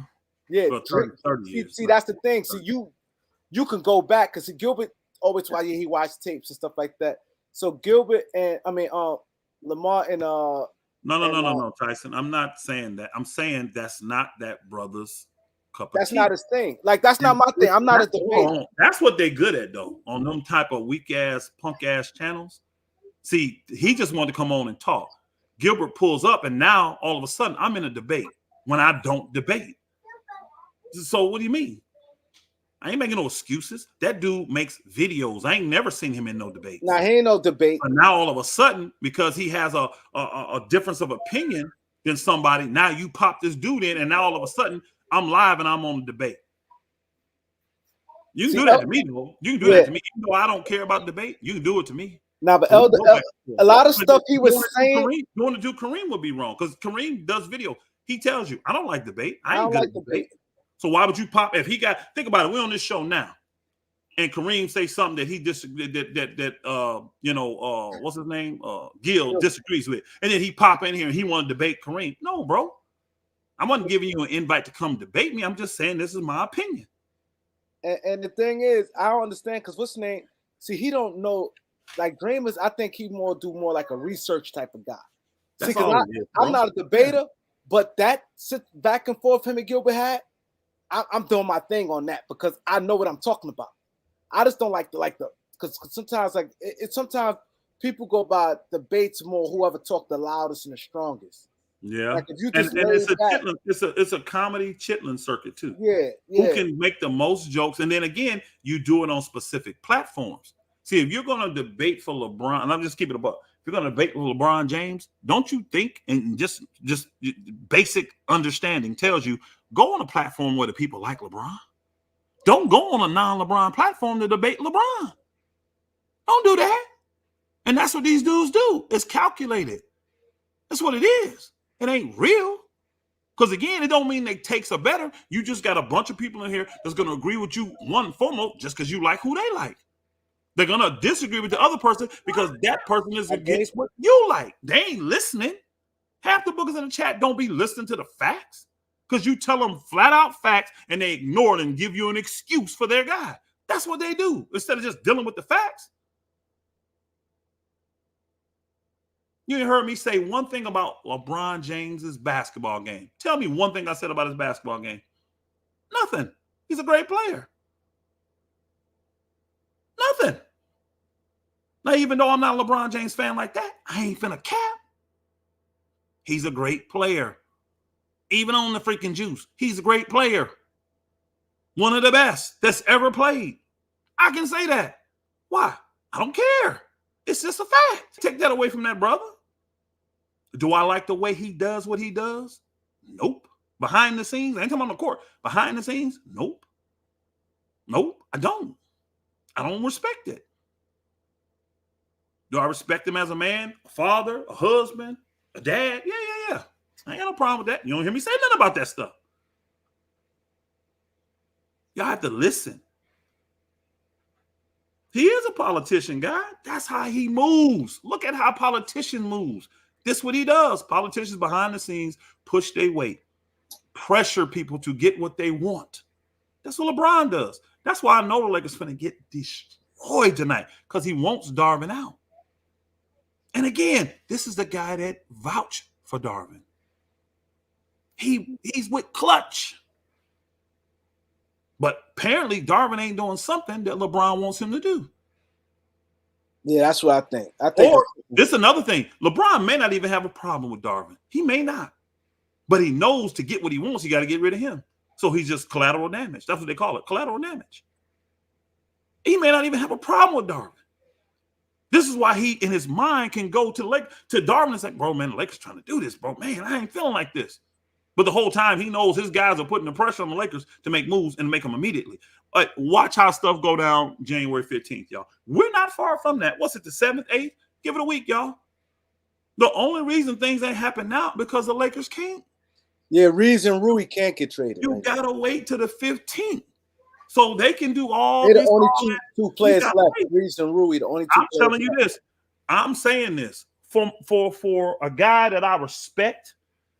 I knew him in the past, not good friends, and then I just played ball against him in a Pro-Am league for 3 years, right? Right? But I respect what he does. I actually hope the Lakers let him go. He don't deserve this. He don't. He's a way better coach than this. He's a modern day coach. He'll put him on, oh boy, get him away from that and put him on the right team. Watch how successful he be. Watch. Then everybody gonna be looking back. What the hell? See, ain't nobody cracking on Mike, what's his name? Mike Brown now. When he was with Bron, he got clowned all the time. But when he led Sacramento in the tough Western Conference to the number 3 seed last year and was finna eliminate them until old boy got hurt. Let's keep it a buck. His best player got hurt. If Fox don't get hurt, the Lakers are playing Sacramento in the second round. And Sacramento might have beat the Lakers because they kind of got the Lakers' number. The Lakers can't do nothing with Fox. Can't do nothing with Fox, bro. They can't do what he nothing wants against them. So they might have beat the Lakers. They might have been in the Western Conference Finals last year. Now, again, that's me guessing hyperbole. I get it. But again, they were in control of that, bro. They were right there with them. They looked to be in control. It didn't look like, when I was watching that before Fox got hurt, it wasn't looking like, man, Golden State, man, is letting them hang around. No, y'all boogers hanging on for a thread. These boys knocking y'all out. That's fine, Dejan. That's cool. That's cool. I don't think they're going to have to worry about it this year because Golden State ain't going to make it. They ain't going to make it. I don't think they got to worry about it this year. But you know what? They'll still be there. Even though in the slump, they still in the playoffs. Even though they're in a slump right now, playing bad for some odd reason. And I'm going to tell you now, the only reason these dudes playing bad is because they've been playing their ass off and they got chemistry together. They're probably wondering, why are we trying to trade? Why are we trying to trade? And what trade out there is going to put us over top, make us win a chip? We just got to grow together. That's it. They probably upset, like, what the hell? Why are they even looking had a trade right now for us. They were playing really good basketball until that trade shit started talking. Yep. And no, but none of y'all will never understand it. I would love for y'all job to come y'all and say, you know what? We really like what you're doing here, but because you signed the contract with us and we have you as a program coordinator here, we got a facility in Phoenix, Arizona. We're gonna move you there.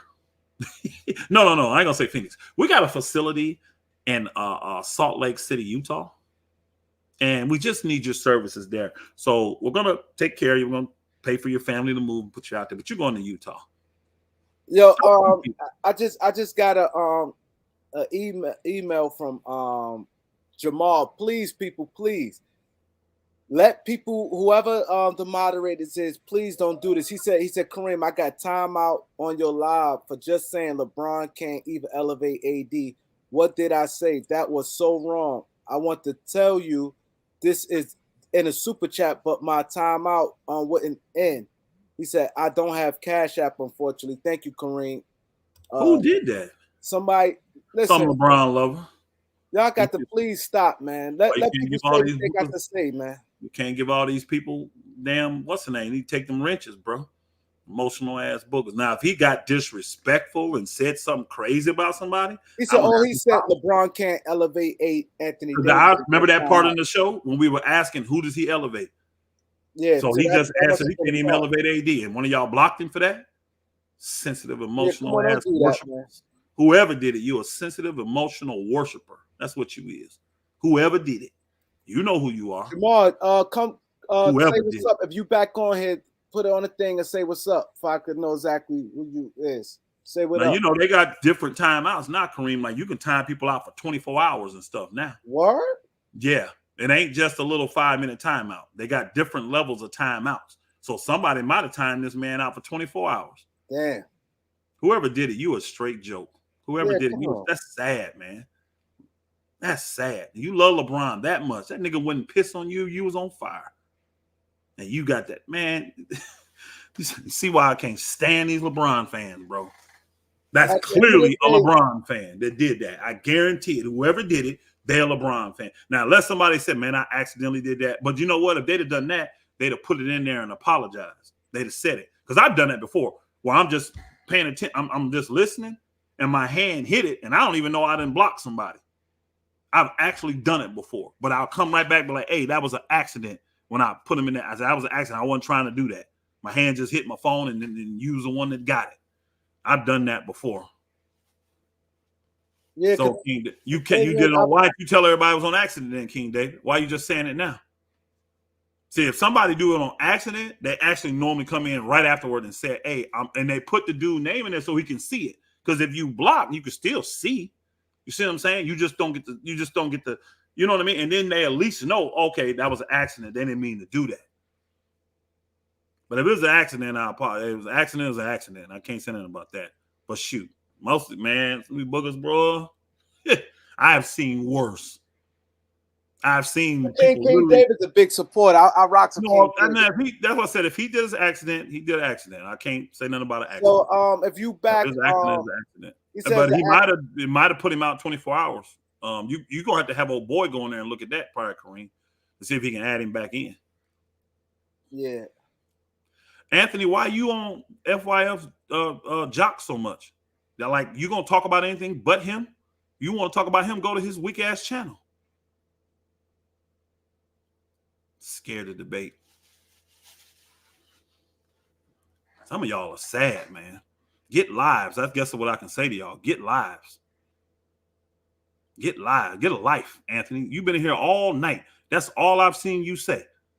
FYF, FYF. That's your boyfriend or something, nigga? Is that your boyfriend? God dang. I don't want to see a debate. Well, go do a debate yourself then, dumbass. I want to see a debate. Damn drama queen. You know what? Hey, there's a show. Hey, Anthony, I'm sorry. You want to see a debate? There's a show. I used to do it. It was called Ask Elder over there on the Player's Choice. Go back through their archives and pull it up.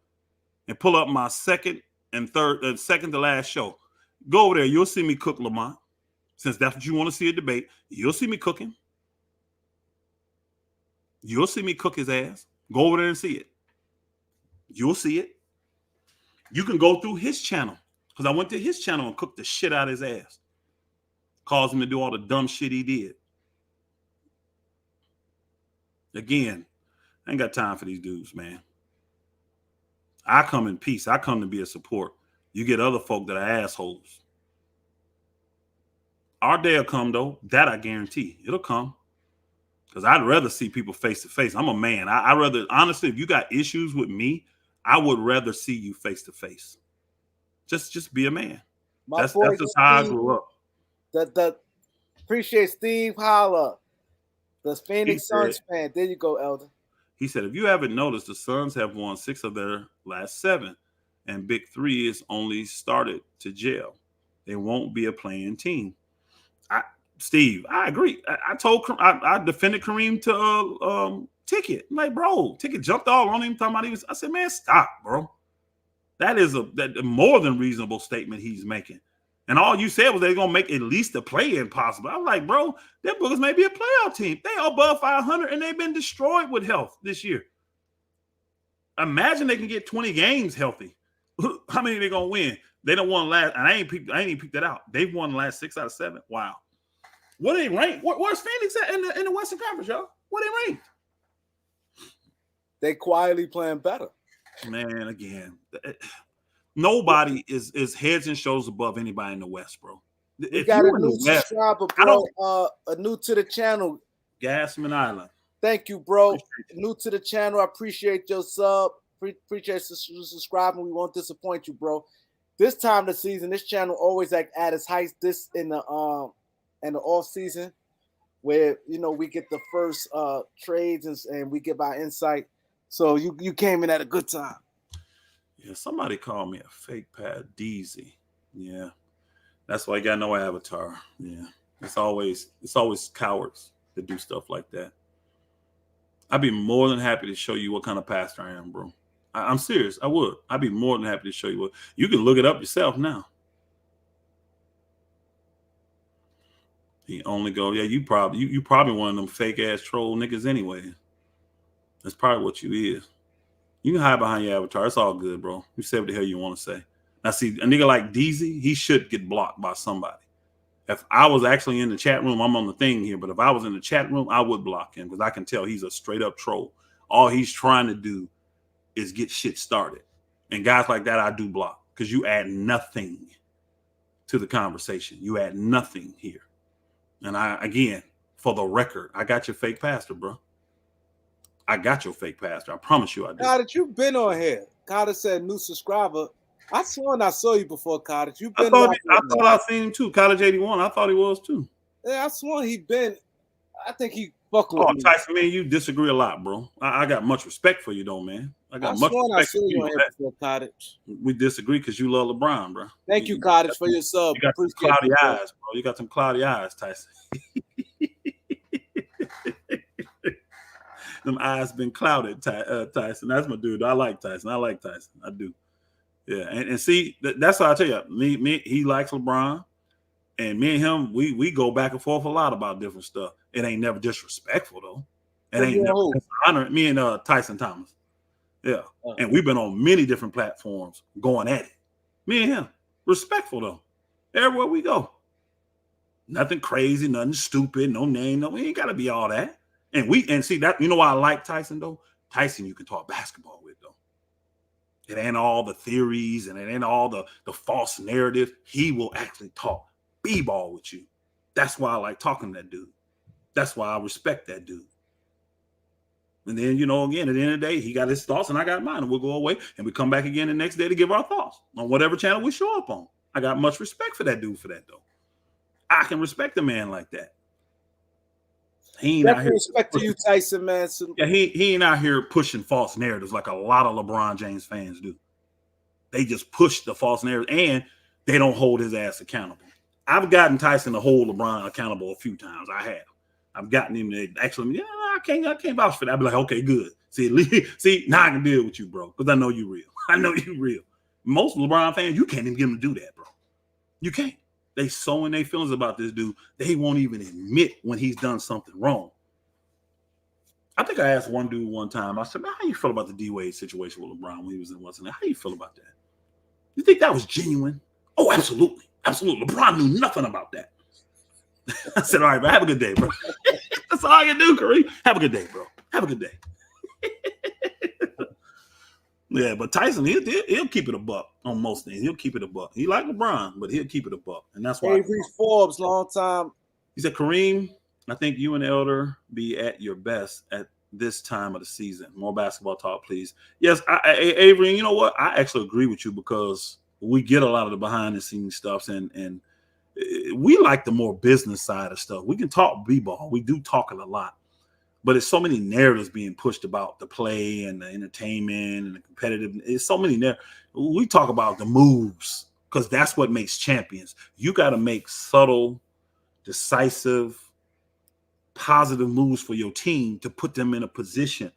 Kareem, do you remember us talking about when Golden State got Wiggins? Do you remember that?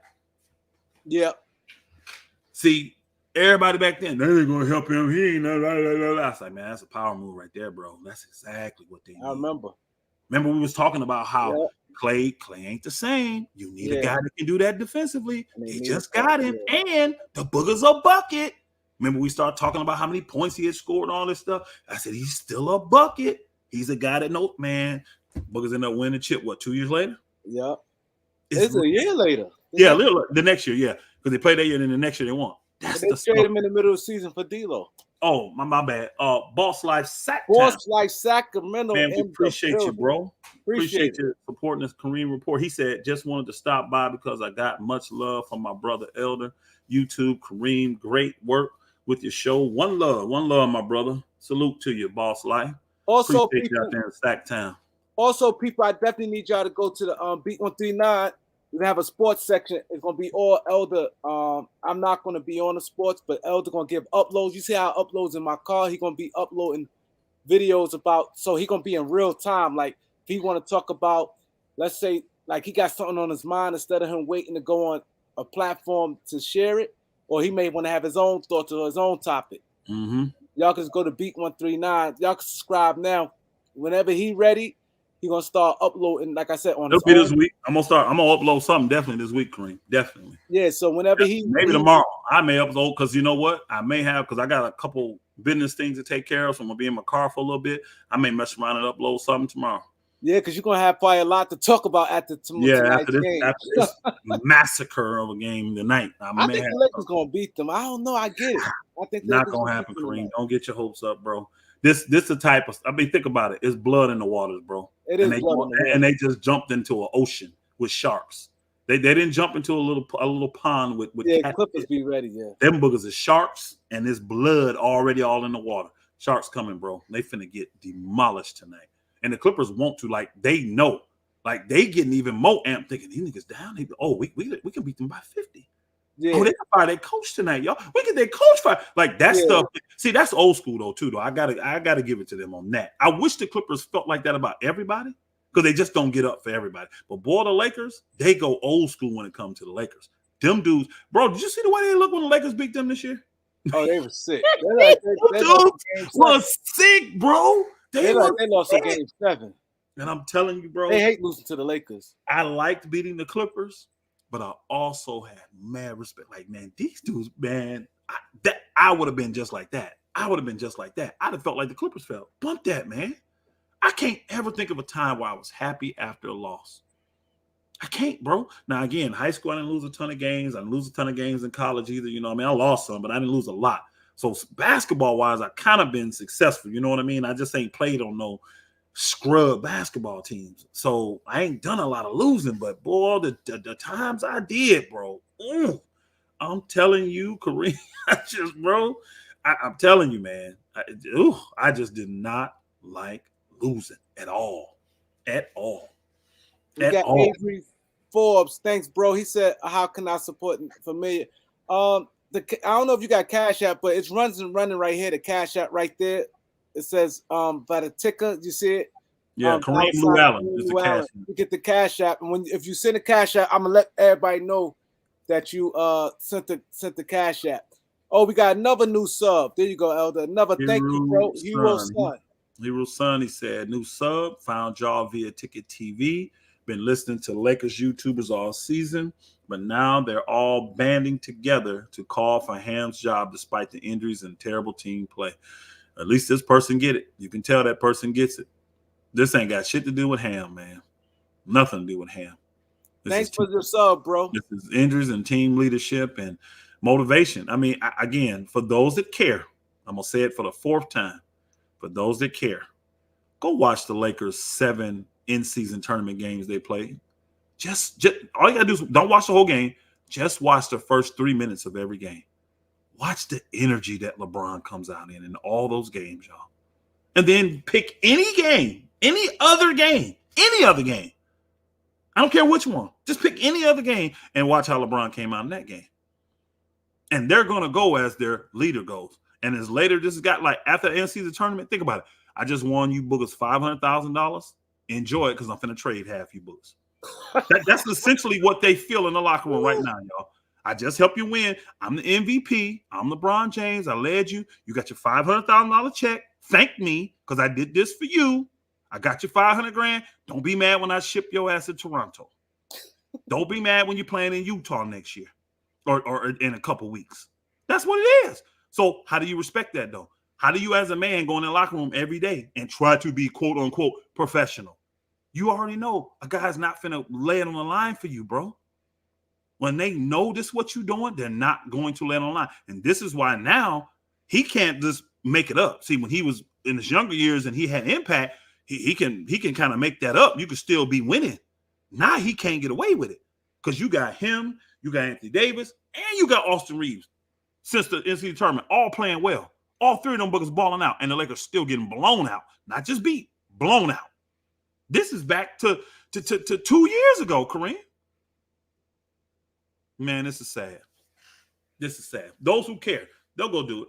They'll spend a little time and see the level of energy and leadership that was shown in those first quarters. And then they'll see what they get on a regular basis when nothing's on the line. See, nothing's on the line right now. Winning tonight doesn't help his legacy. Now, street cred, basketball cred, hey, you beat the Clippers, bro. You beat your rival Kawhi. Yeah, but he don't care nothing about that because guess what? That ain't going to make one other person think that he's greater than Michael Jordan. And that's all this man cares about right now. He's not happy that the majority of the basketball world thinks he's the GOAT right now. The current basketball world. Not all of us. I'm talking about the current people. He's not happy that people think he's the best, that he wants everyone to think it. See, has that ever really, before LeBron came, do y'all ever remember debates about the GOAT? Who are we debating against Michael Jordan? Once Michael retired and everybody called him the GOAT, did you hear debates? Hands down. It was Boss Life. It's right here. Boss Life. It's right here. Y'all understanding what I'm saying? This is where his. I'm sorry. The Beat 139 podcast. I'm sorry. That's he asked me where your videos. It's gonna be right here, Boss Life. Everybody want to see it. All right. Right here, so y'all can subscribe to put the notification. His name. Like when I upload it, Kareem, you can put it even in your community channel on this page that it's over there, right? Can you do that? I'm put it community and. After every time, I'm always gonna put your name on it so they know it's you. So they'll know what's up. All right, cool. They know it's you. I know the game coming at 9:30. I need to do a couple things. We've been on. Yeah. So this is what it is. We thank everybody. This definitely been great, man. Appreciate everybody.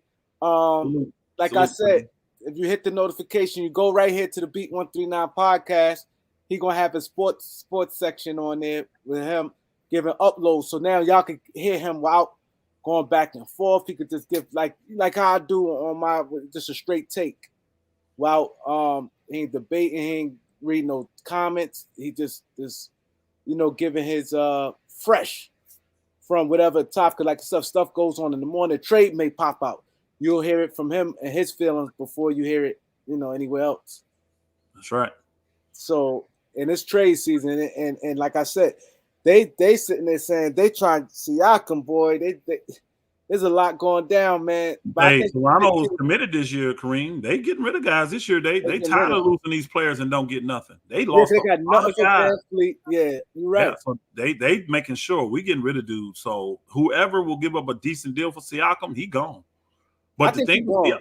The problem with Siakam is this, y'all. He's a decent player. He's a good player, actually. He's a good player, good defensive player, good offensive player. He needs the ball in his hand as a four, and he wants a max deal, y'all. And he's coming from a max. So for him, that puts him in that what do you call it? That Zach Levine and all them day. Like he getting that kind of deal, y'all. They just said right now. I just seen it pop up. Golden State saying they don't want to include. I think Golden State bluffing. They don't want to include what's his name? What's the forward name? Kaminga? Cleminga. That'd be stupid. I hope they probably bluffing But trying to think do a little about it cash. though. No boy's making 30-something million. No, Kaminga it's is, somebody else, but they I want him know. in the trade. What I'm saying is that that's their excuse, but they don't have the money. What are you talking about, Chris Paul and Kaminga? Because That's Kaminga's what they he's talking about. like the Chris 10th Paul. pick or whatever, so he's not No, making. that's they talk about Chris Paul in the deal, but they don't want to add Cleminga. And I'm saying, because you know what's name want Cleminga because he loved Africans. Oh Asylum yeah, yeah, Jury. yeah, yeah, yeah, yeah. And they don't Um, want to add Cleminga. But my thing is, how? And Cleminga not really happy with his role over I'm gonna there. tell you right now why. I'm gonna tell you why. Because getting him, you get rid of those two dudes. How does that help them? How does that help them? Kaminga needs the ball. I mean, not Kaminga. See, Akam needs the ball in his hand to be effective, y'all. He ain't running their offense and being effective. He's not. That's not going to make them a winner. So I wouldn't give up Kaminga for that when a guy that's been with me three years and he's starting now just to understand my offense. You see what I'm saying? And he's young and cheap. Why take on this dude I got to give a max deal to who don't help me? And what's the name? I Chris get Paul that. out for 6 weeks. Yeah, but I get it that I wouldn't do that deal either. If I'm Golden State, I would not do that deal. That dude don't help me like that. And I would have changed my offense to get him because this offense wouldn't work for Siakam. And if I'm investing that kind of money, I need it to work. So that's a bad But trade. but you know why it's funny you said that, and that's what not Shams. There's somebody was saying that that's the hard part with Siakam that would fit with a lot of teams because they were saying him with Philly and people in Philadelphia don't think Siakam would fit with them.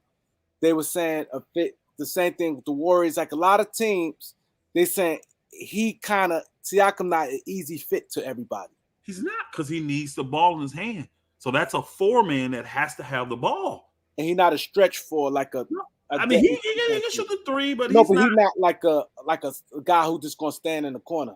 Yeah. No, he needs the ball. He gonna put it on the floor. Like he's like Brandon Ingram type. Like, but Brandon's gotten better than me. He's using less dribbles. But Siakam got to have that ball in his hand to do what he do. He go to work with the ball, and he get in that lane, and he's a mid range master. You know what I'm saying? He'll hit the three, but and he'll do a little stuff, and he does decent defensively. But that don't fit Golden State.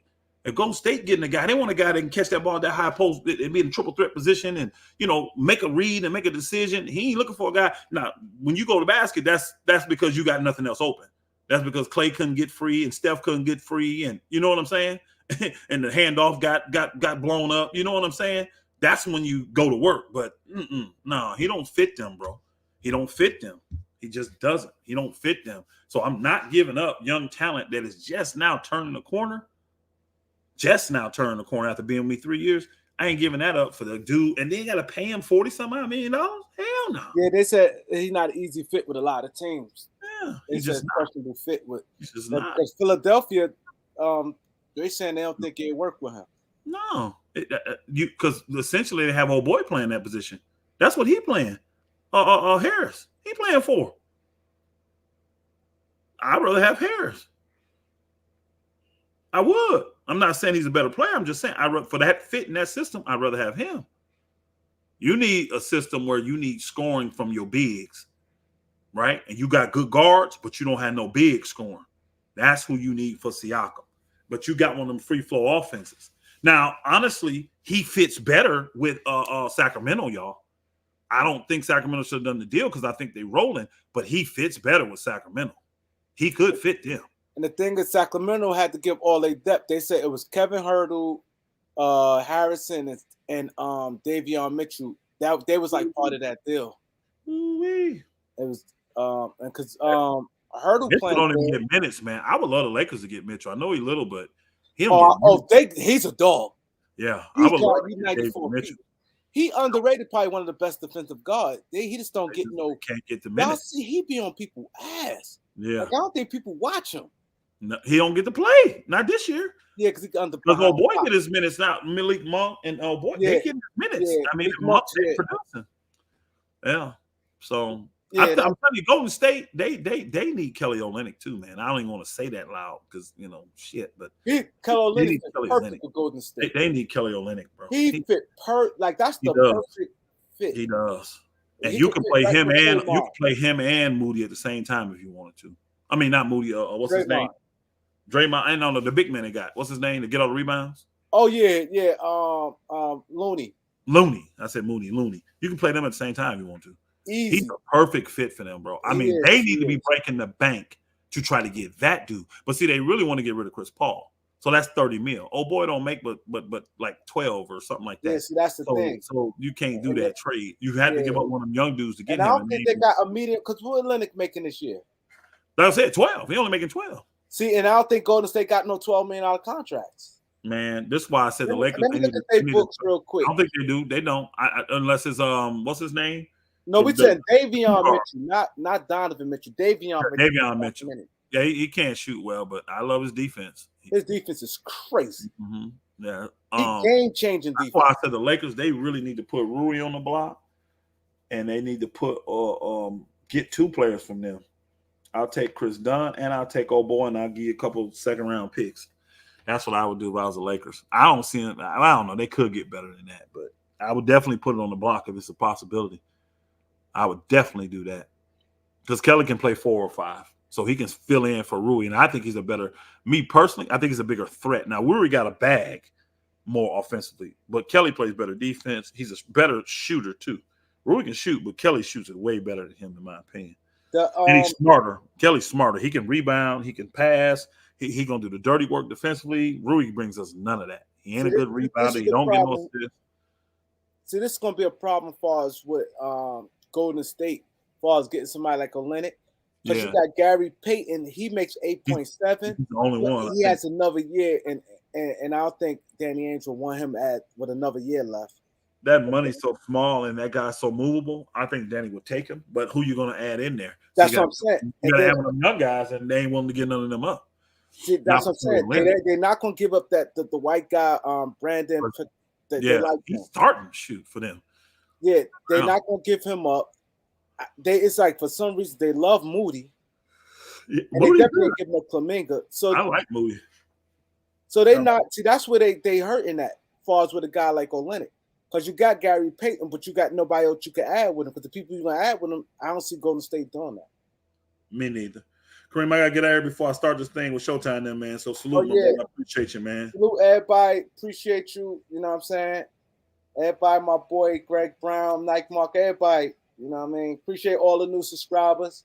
Appreciate y'all guys. Appreciate everybody in the super chat. Appreciate everybody in the Cash App. Appreciate everybody who in the comment section who support the channel. My boy Eric Quan, the veteran. Everybody, appreciate you guys, man. Get ready for this Laker game. If I'm up, I'll do something after the game.